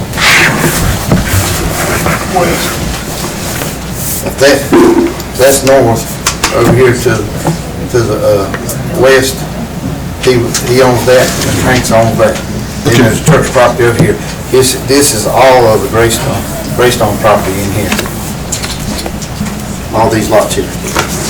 All right, and this road is Henry Chapel, okay. Actually, Mr. Hanks' house is right there. Something was mentioned by the speaker, I think, about some sort of EPA study or environmental study that was done on the flag site. Didn't do any. Didn't do any. That's right. I think what was mentioned, I spoke to Ms. Moore on the telephone, and I let her know why. I wanted her to absolutely know why we had asked for the change based on the monies that were going in there. And like I said, the state stormwater criteria that once you disturb over an acre of property, it doesn't matter if it's 1.1 or 1.01, once it's over an acre, it kicks in different stormwater measures. And we weren't going to try to, thought about it, but we weren't going to try to get by that. So with that said, it makes more, from a physical responsibility standpoint, it makes more sense to. It's a 37% increase in cost. But, I'll be honest with you, that is a sizable amount of money to me, but in the overall budget, $150,000 is not a large amount of money. And I understand the ease of movement. From this location, you'll be able to take a right going down the peninsula. Right in, right out. Where you would have to take a left. Left in, left out there. So certain times of the day, I can see it being problematic. But that being said, we have a large contingency here from Gaither Road that is voicing opposition to this. Do we have any contingency from this other site present that is opposing that site? In-house? No one signed up to speak? No. Chuck, do you think it'll impact any of the property values of the people that live down there?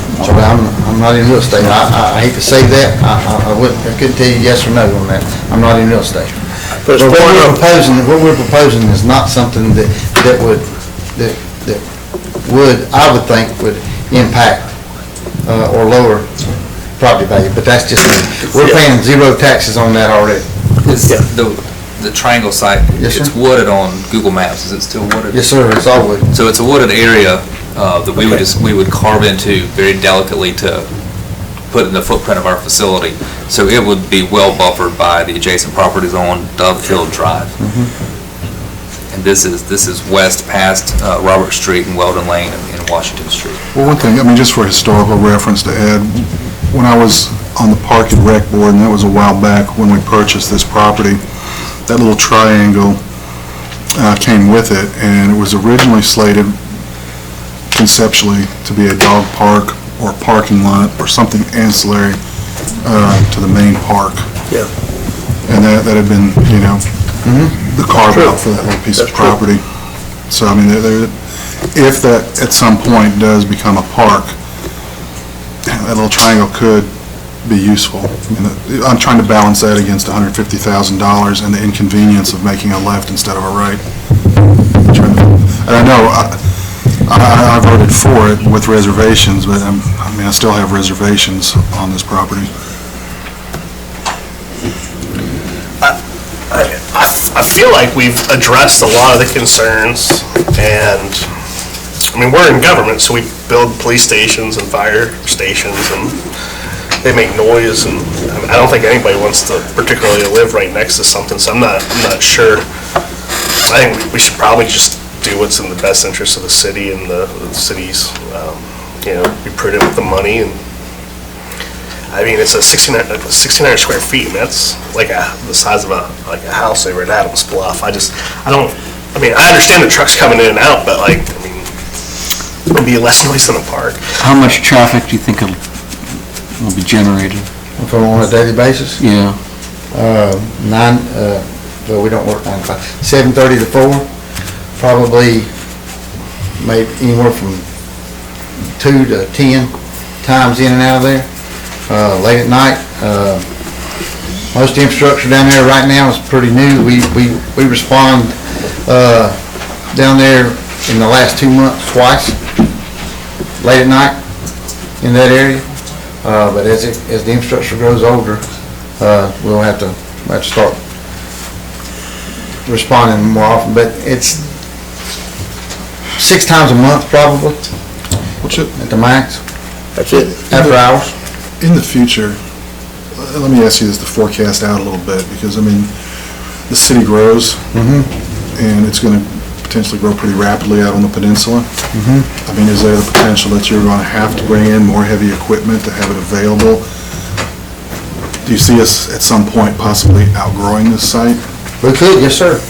If that 1,100 acres back there, which is adjacent to this property also, it's not the Crescent property anymore, it's Belmont LLC. The old Pinder property? Yeah, the old Pinder property, and I don't want to call it that because Shelly gets mad at me when I call it Pinder property. But Belmont LLC, I think it's the 3rd tract they own. There's 1 and 2 and 3, I believe. Is there a 4th? I don't know if there's a 4 or not. The number 3 is Jason. I ain't got my glasses on. I can't see that far. It's right here in front of me. I'm sorry. But the number, that's the 3rd track in that property. It's right there at it. It abuts up to it, which would give us, if there's a road access off of Gaither Road, would give us a little easier access into that 1,100 acres from that area, which we wouldn't have off Henry Chapel Road. But if the Henry Chapel Road property goes, that's 600 houses that were proposed at one time in there. If it goes, we'll have easier access in there. It's a double-edged sword. Like I said, I've told Ms. Moore this, I've told the committee this, I've told the full council this. My job is to make sure that I don't add money to a project, that I come in either at budget or as close to budget as I can, and I didn't want to come ask for money that we didn't need to spend. And if we didn't have that road to cut in there on Henry Chapel, we spend a little more money on grading in there. I will tell you this, the 3.86 acres that's over there is much flatter. If you look at the topo on there, I think it's somewhere in the 680s, 688, 668, something like that. Not all the way across. My memory serves me correct. Are you talking about the flag lot? No, sir. I'm talking about the property. Okay. It's a little more feasible. Takes less grading, so there's less impact there'll be less impact to the community, less things that have to be torn down, less dirt moved. Let me ask you, you're at .99 acres. You say if you hit an acre, you've got to do stormwater mitigation. You gave yourself a very slim margin. Can you hit that margin? Yes, sir. We've done that for Cushing, and I want to make sure that we have when I mean disturb, I mean disturb. We want to make sure that we have plenty of room in there, that when we put our fence up, we still have room on the outside of that fence to make sure we put those. What we required here through the county, but what we require as a screening or buffering with those evergreens. And I don't know, just so everybody know, I don't know how many people that went and walked this piece of property, the 30 acres to the north or 29 acres to the north. It's very narrow. And that is a great thing that we had, that when we done this, it was surveyed, because it's very narrow, it's wide at the very start of it, but it gets very narrow in there. It's basically 500 and give or take a few feet, 577 feet wide, all the way down through there. To be able to do anything in there, if you ever do anything in there, almost, if not all, of the trees that are on that piece of property right there will have to come out for you to do something to make it usable. So, but it's gonna be fenced in and buffered. On the south side, yes, sir. Yeah. We would never not fix it in, just for security reasons. Right. My concern is just the buffering, really, and I think we could revisit that in the future if it's not substantial enough. We can always go back and add another layer of trees. And with this, remember this is a wooded lot. So it's existing buffer. I mean, it's 100% buffer now. So we would be cutting into that. We would be cutting into the trees to do this. So we would leave a perimeter buffer around it. Yeah. The buffer we were talking about on Untitled Chapter Road is more of just a nice evergreen shrub, because we have to strike a balance between buffering it so that you can't see into it as a neighbor, Yeah. and security and protection for our staff so that they can't see people clearing in and, Yeah. public safety concerns. So we want a buffer, but we don't want to totally opaque. And we do have the building site itself, not the whole property, but the building site itself over there staked out. It's staked already. We were trying, not circumvent this, but we wanted to make sure we had all of our ducks in a row. Yeah. If we got the blessing or not tonight. If we got the blessing, I want to make sure that we can get this thing done in this fiscal year. Yeah.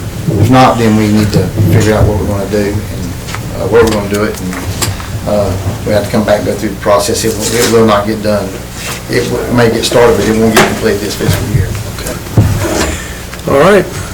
So the staff recommends that that you approve moving this to the Gaither Road property on the south side of Gaither Road, and Excuse me. The- I'm sorry. the- I know I might be out of order, but I'm not familiar with this process. Is there any way that any of us could maybe interject a question at this point or make a comment?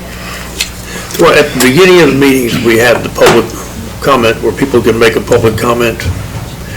And whoever signs up to speak has the 3 minutes that they can speak, which you I understand. took advantage of. But the neighbors, the property owners have not been notified of this project. Gaither's Place, none of us got any correspondence about the project, and here it is being voted on by the city of Belmont. That's my major issue.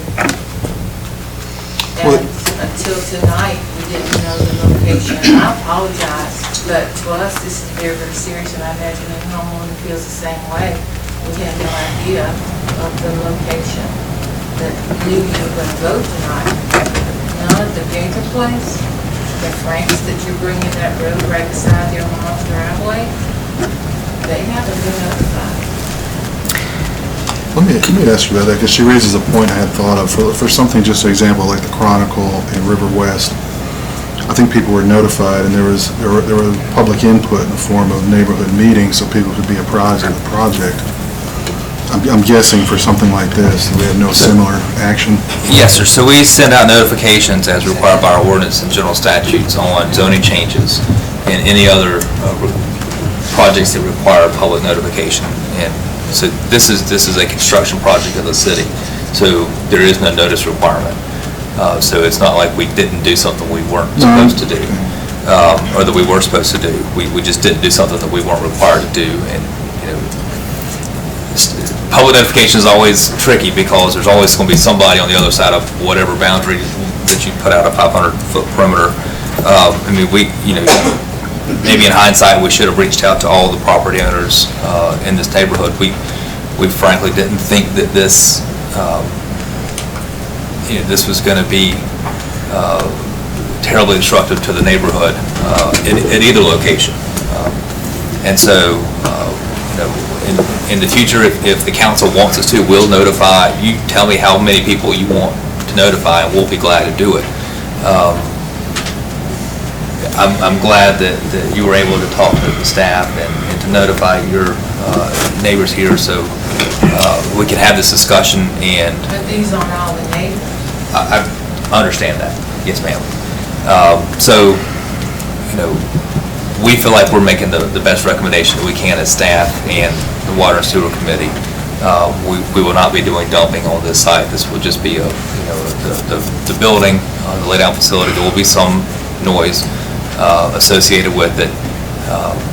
So- There is no plan for the overall property. When there is so, for example, if the city council is interested in investing in a park on this facility, we would want to have a public input process for what, what our residents and the neighbors want there. So we would certainly reach out to all property owners as part of a public input process for a park. We just don't do that for this type of I facility. mean, I understand, I just didn't know. So since it's in county property, does it fall under the county zoning? Yes, sir. And does it meet the county zoning ordinances? Yes, sir. So Chuck has talked to the county staff. And they'd be the ones responsible for sending out the notice. Well, there would be no notice requirement because it's not. Oh, right. But if there, hypothetically, If we had to rezone this property to allow this use, we would go through the Gaston County rezoning process and they would send out the rezoning notices, yes, sir. We're not rezoning. But we're not rezoning. Right. That's correct. Right, because it's a tricky question, because I understand sort of both positions. Right. I can understand that you want to. I'm sorry, if I can just say, I know we're not supposed to, if I can say one thing. I think you all may not understand the passion that people feel for this particular property. This is actually all the people that are here, the adjacent property owners. This is actually the family farm that our grandparents started and that we grew up on. And so that's why, and you probably don't, understand why people are having such opposition to something that seems so it's just so logical and whatever, but it's a little bit more, and that's why you see so many people here today. So as far as what you decide, we appreciate your time. We also certainly appreciate the amount of time and effort that you actually put into your decision, because it is more than just property values and land and whatever for us. This is actually our grandparents' farm, where we all live. But anyway. Thank you. So I would ask that the staff recommendation, the committee recommendation is to move the location to Gate the Road. If you don't want to do that, then I would substitute that and ask that you approve an additional $150,000 to this project so that we can proceed with it on the Henry Chapel Road site. Or that you tell us that you don't want us to do this project. I have a question. If we approve the $150,000, are we going to have the same situation on Henry's Chapel Road? I would assume so. I don't think anybody's going to want this. But again, there's no notice requirement. We can do it. We can send out notices to say, hey, we're going to build this here. We've been in touch with property owners on Henry Chapel Road all the way back from when this was going to be a water tank. I think anytime that we do anything, we're going to have questions raised, and it's going to upset somebody. That's just the nature of what we do. If we were to use the northern piece for a park, we would need a facility like this there. We could convert it, potentially. We're going to have bathrooms and stuff if there were ever to be a park there, wouldn't we? We would need to have a restroom facility in the park. I don't know enough about what we would need at the time. And if we wanted to convert this building to sort of a public restroom, parks, maintenance, storage, we could do that. We would need to add restroom facilities to it, and it's going to impact the septic system. I guess my thought is if the city's going to own this property, ultimately, there's going to be something like this there one day, with or without the park, I guess. You don't always. Or we sell the property, yes. But then somebody can do whatever they want with it. So, what do you guys? I'd love to hear from everybody else. Okay, Adrian, I'd love to save the city $150,000, but if I'm one of the property owners, I want to go down there and see where this is staked off and actually see this, and I'm not sure with the time frame that's happened. And so is there a possibility that we could have that looked at and look at this again in March, or is that going to really mess up the timeline in a major way? Because, we're already behind anyway, but so how much impact would that have? I don't know that I follow to have council get out Or as and I'm look saying, at it. table it till March meeting, so everybody has time to look at it. I would actually like to go down there myself and see, because as a property owner that's concerned, I want to save the city the $150,000, so I'd rather wait till March and see if that's feasible to do from all standpoints. How are the bids and the permitting and everything else? How's that affected by a delay? Do you know? Bid, they're gonna honor the bid. Okay. Make sure of that before we, sorry about I mean, to get up there. The holdup on this is that this was approved in April of 2019. The holdup on this has been, we waited for the money to be appropriated in this fiscal year. Made sure it was going to, we knew hopefully that it would pass on the CIP, and it did. Well, as soon as we got the ball rolling in late July, finally figured out, when we figured out that we were going to have to do this, we had to go back and do some re-engineering. I had to get Bauer Traus to pay an engineer to come up with a plan and figure out what it was going to cost us for the stormwater portion of this thing. The stormwater component is what's driven all of this. Or if it hadn't been, it would have been completed. We would have been probably, we'd have had the keys to the building by now. So once we got all that figured out, I came back to Adrian, let Adrian know what the additional cost was going to be based on, and letting him know what you had approved as a council for us to spend when we vetted the contract. And all we asked for was $6,000 more because the original contract was $394,000. We asked for a contingency of $6,000. And I knew, based on our council meetings, that that's a lot of money for us to be able to do this. And I didn't feel comfortable, based on some of the comments from the past council, to come in asking for $150,000. I really didn't feel comfortable, since we have two new members on council, at their first council meeting, asking them for $150,000 for something they didn't know about. I think we could figure out the budgeting piece to make it happen this year if we did table it till next month and gave everybody more time to go look. Yeah. I think maybe we can use a lot of these, just a reset, and if a lot of the issues are with notice, well, now we've got more time, and things were learned here tonight that people weren't aware of, and maybe we can smooth things out more, and come to more of a consensus by, instead of just trying to ram something. I don't want to have to make a decision based on timing, just on the money piece, because I feel like we can make the budget work within whatever we determine. So I don't want to be forced into making a decision if everybody feels a little bit more time would put us in a better position to make a good decision. I'm happy with that. Yeah, I mean, if it's not going to compromise the project, I'd be fine with waiting to, give everybody some time to learn a little bit more. It sounds like there are even some people here, or not here, I guess, who maybe should be. Yeah. And I'm the one who proposed it, but I think at the same time, I want to make sure that the residents will be aware that as a property owner, I might want to look at this might be better with the buffer as opposed to the parking lot, which is not going to have as much buffer. So, I think if one of our staff maybe could go down and meet with them, so we'd look at all those possibilities too, because it might be worse later, I guess is what I'm saying, depending on what the use ended up being as far as what buffer you have. Because you've got a lot of wooded buffer with this. Should we send a formal notice? Because it sounds like that's one of the requests coming from some of the residents, is that we should send a notice, and I don't know how many houses are there, but I don't see why we can't mail that out this week or next week. Let them know. Maybe more of the specifics. If we do that, can I ask something?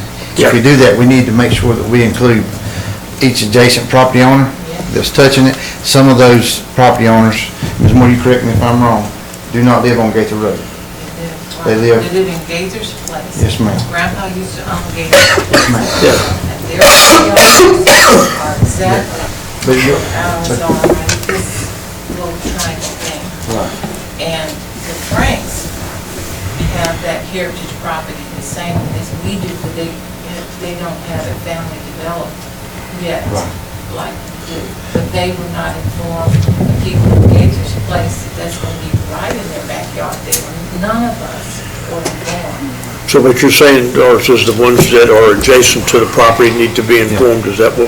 That's what I'm asking. I just want to make sure that the council understands. Shelley, I know this is not a rezoning, and this is not in our jurisdiction, it's in the county.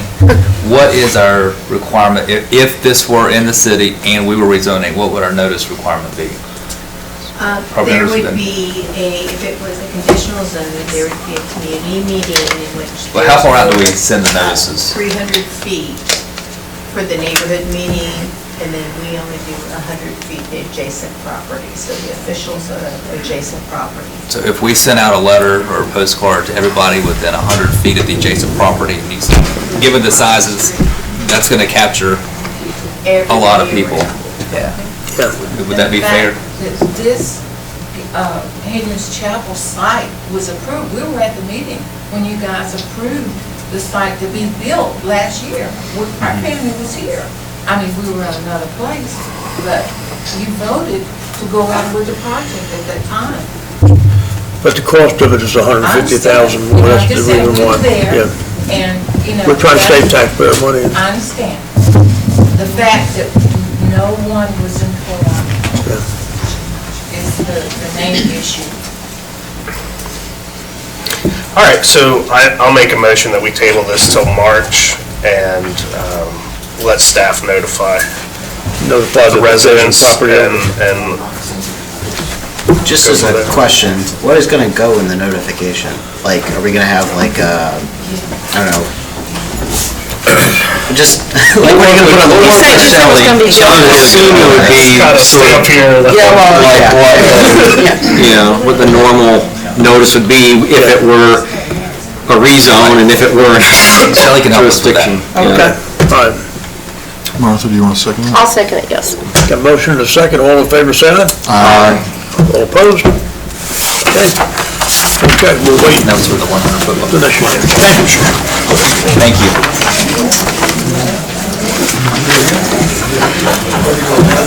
Next item on the agenda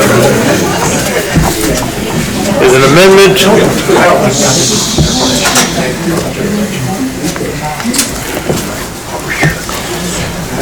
approval of an amendment to authorize staffing positions for the Belmont Police Department.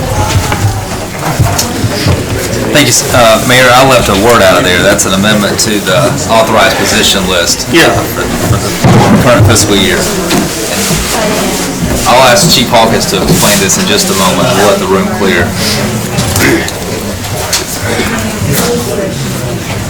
You clear the room almost as well as John Russell.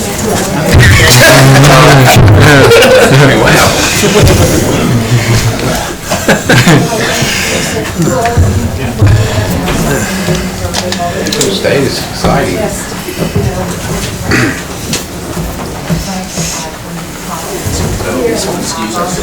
See you guys. Thank you.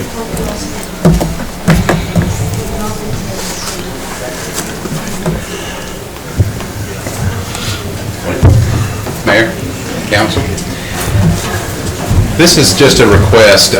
We had a assistant chief position that was actually in our structure, and I actually froze that position, and so I'm not asking for a new position. All I would like to do is, if you're looking at the chart in front of you, you see it says Assistant Chief of Police vacant.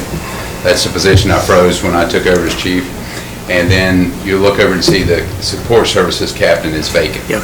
So I'm going to be filling, because the two captains' positions were filled, one of them's vacant now. I just want to reverse that and freeze that Support Services Captain's position and fill the Assistant Chief's position. And that's just going along with our succession planning for the person that will replace me, hopefully no time soon, but. And the public safety meeting, we looked at this proposal, and I don't think any of us had a problem with it from the committee standpoint. Nah, he addressed all my questions at that time, but if Jim and Richard or Charlie want to ask anything. No. I'll make a motion, we approve staff's recommendation. I'll second it. Got a motion and a second, all in favor, say aye. Aye. All opposed? Motion carries. Thanks, Chief. Is that quick enough? Good job, Chief. That was very brief. Makes up for last time, right? Bringing our average down. As we have reports, Thank you, Mayor. The next several items are reports from your either city council committees or advisory boards. If there are any questions about those, be happy to answer those. We can seek the staff to serve those. That's just for your information and to let you know what the advisory boards are working on. And then I'll move on to the manager's report. And we'll point out that the Belmont Sports Hall of Fame Banquet is Tuesday, February the 18th at 7 p.m. at Park Street Methodist Church. And we have tickets for you if you are interested in going. If you are not interested or available to go to that, please let us know also, because tickets are hot commodities. But please coordinate with the city clerk on that. She has those tickets. Again, that's Tuesday, February the 18th at 7 p.m. at Park Street Methodist Church. Also, as a reminder, tomorrow afternoon, there is a workshop with our consultant for our tree preservation and landscape ordinance update with the city council members. That is from 3:30 to 5 p.m. here at City Hall. I think Councilman Senior is unable to attend, but we're going to get you that information so that we can get your feedback on it. Yeah, I'm happy to, whatever works for you guys. Okay. Let me know. What date is that again? That's tomorrow. Tomorrow, okay. All right.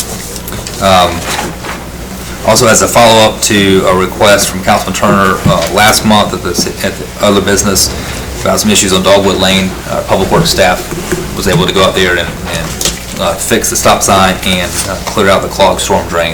So thank you for letting us know about that. Also, some good news.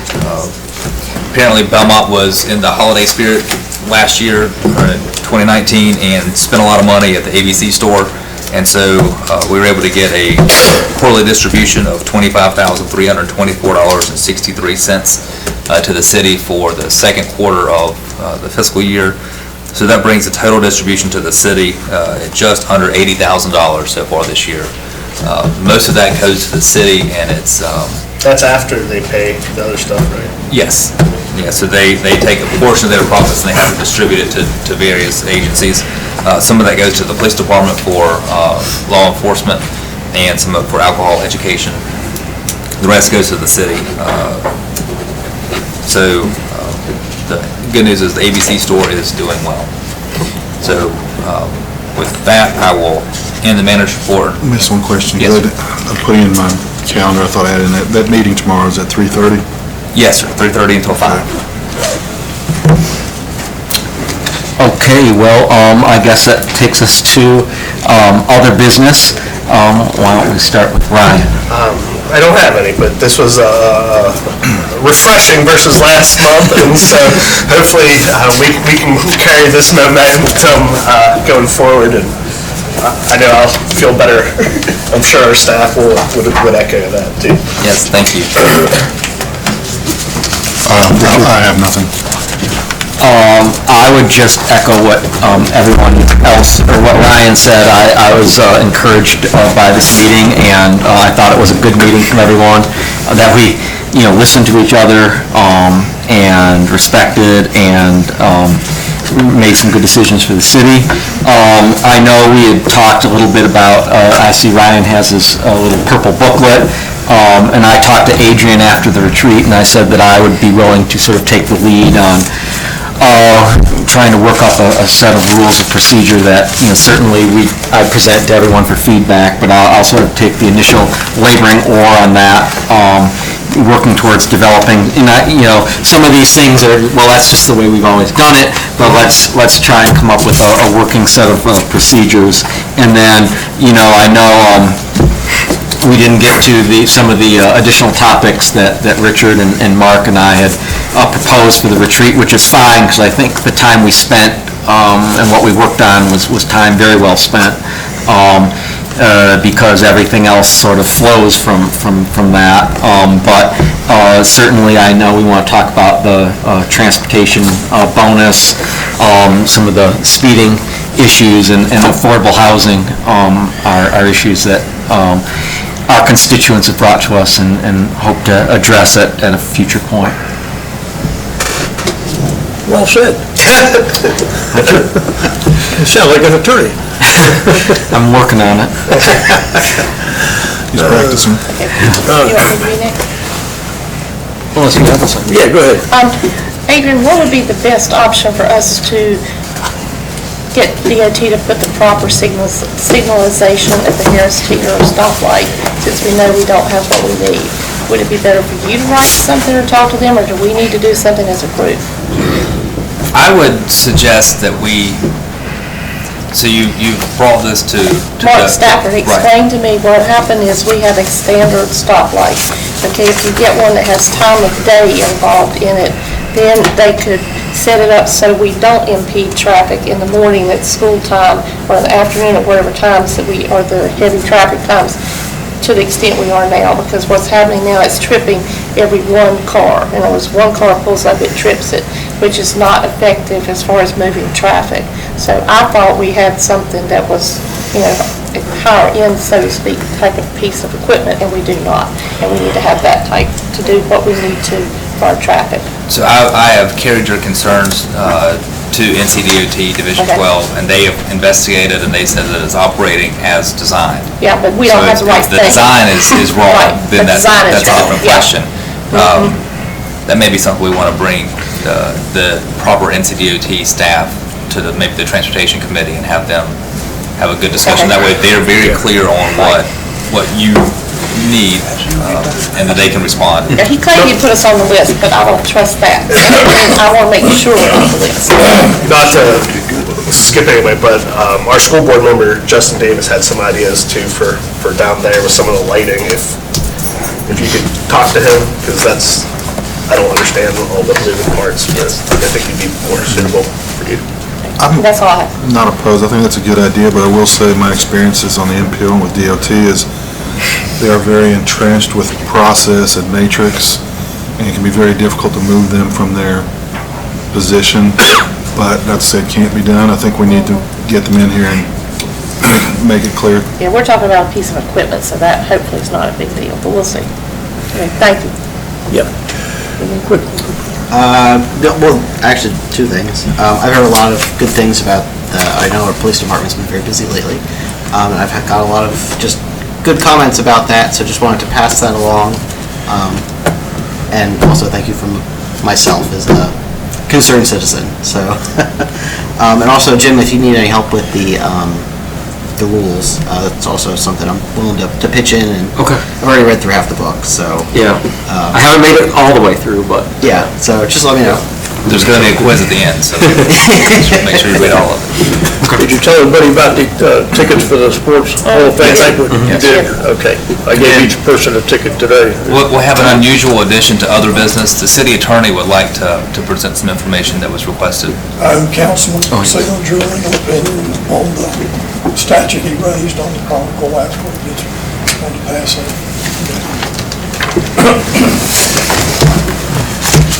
I sent you guys an email today about March 7th. Please let me know if you can't do it. I'm assuming I don't completely can. And then we also need to schedule a special meeting for interviews for the upcoming board and committee positions. I'm going to send an email if you guys can respond to me so we can get that on the calendar and then hopefully do it in the next 2 weeks. I would like to get it on the calendar for the next 2 weeks. And I have to get to the applicants to also schedule them. So the sooner you guys can respond, the better. In summary, let me just say this. Economic Development Statute in North Carolina has evolved tremendously over the years. It's one of its most recent clarifications in 2015 was added by the legislature with the specific enabling provision that's in the middle of the opinion that is basically spot on what you did with the approval of the taxes and sending it to the Chronicle. That was a intentional addition by the legislature and added to the specific provisions of the statute. And based on that type of specificity and the enabling statute, my opinion is it's controlling and not limited or prohibited by 105. Thanks. Thank you. Thanks for doing this. Yes, thank you. This is a good process. My friend was involved in that already case, so What? My law firm was involved in the Moretti case. Oh, so, okay. Yeah, we've known about it. And so as a follow-up from the retreat, and Councilwoman Stowe, I believe you had to leave just a few minutes before we ended. We wanted to do a follow-up strategic planning workshop, and we had penciled in March the 7th. And so if that works, that'll be good. And then we also talked about maybe going to one business meeting a month and one workshop meeting a month to try to reduce the number of special meetings and committee meetings, all the other meetings we have.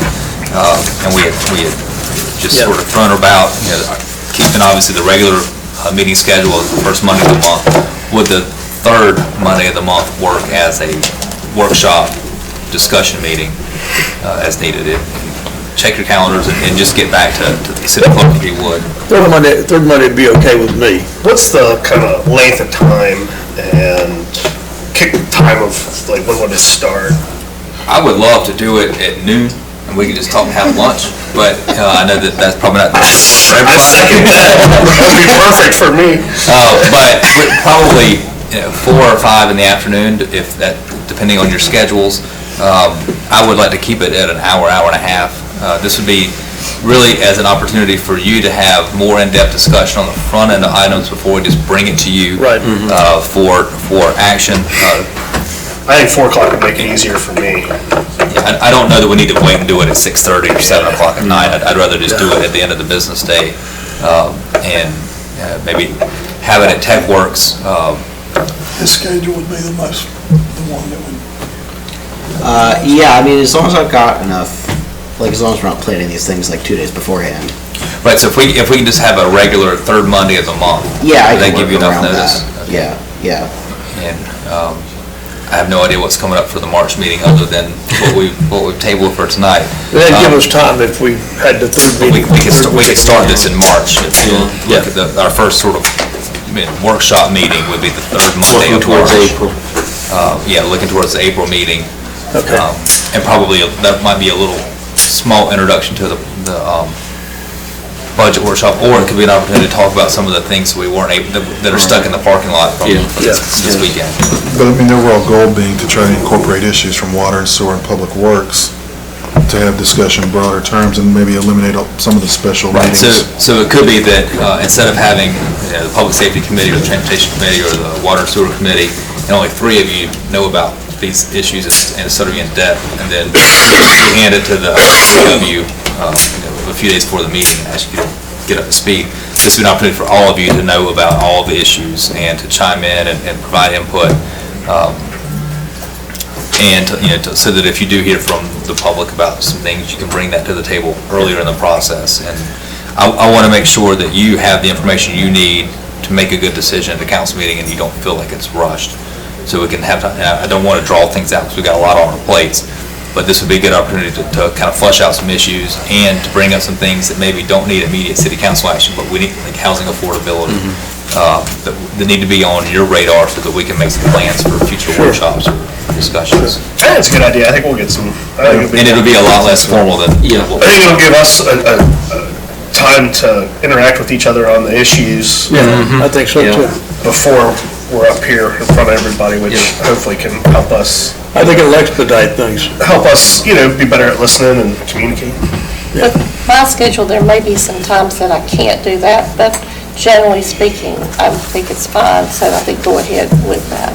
So tentatively, 5 o'clock? 4 Well, o'clock? no, in other words, go ahead with 4 with this group, because that's not reasonable to ask that part of it. I said, just sometimes I may not be here quite on time, or there may be a time I can't come, but most of the time I hope. And I think Ryan had mentioned attendance being more flexible than certainly. If I need to pick my kids up from school at 6, I'm going to go. Yeah, well, surely somebody will It was kind of my me fault. if I do have to miss. I think we're going to I'm not going to coordinate all that. Okay.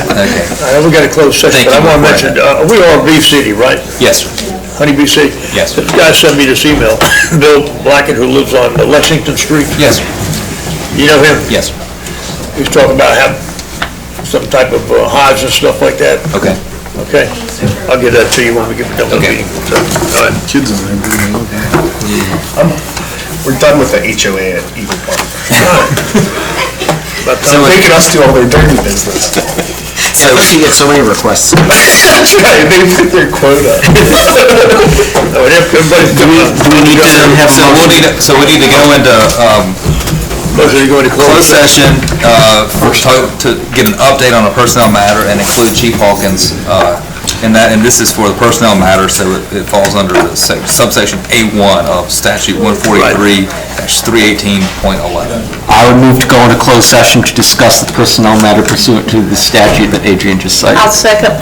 All in favor, say aye. Aye. Aye, please, take care. All right. Let's, we're not recording this. Because you can hear that mic outside. That's the way in there too.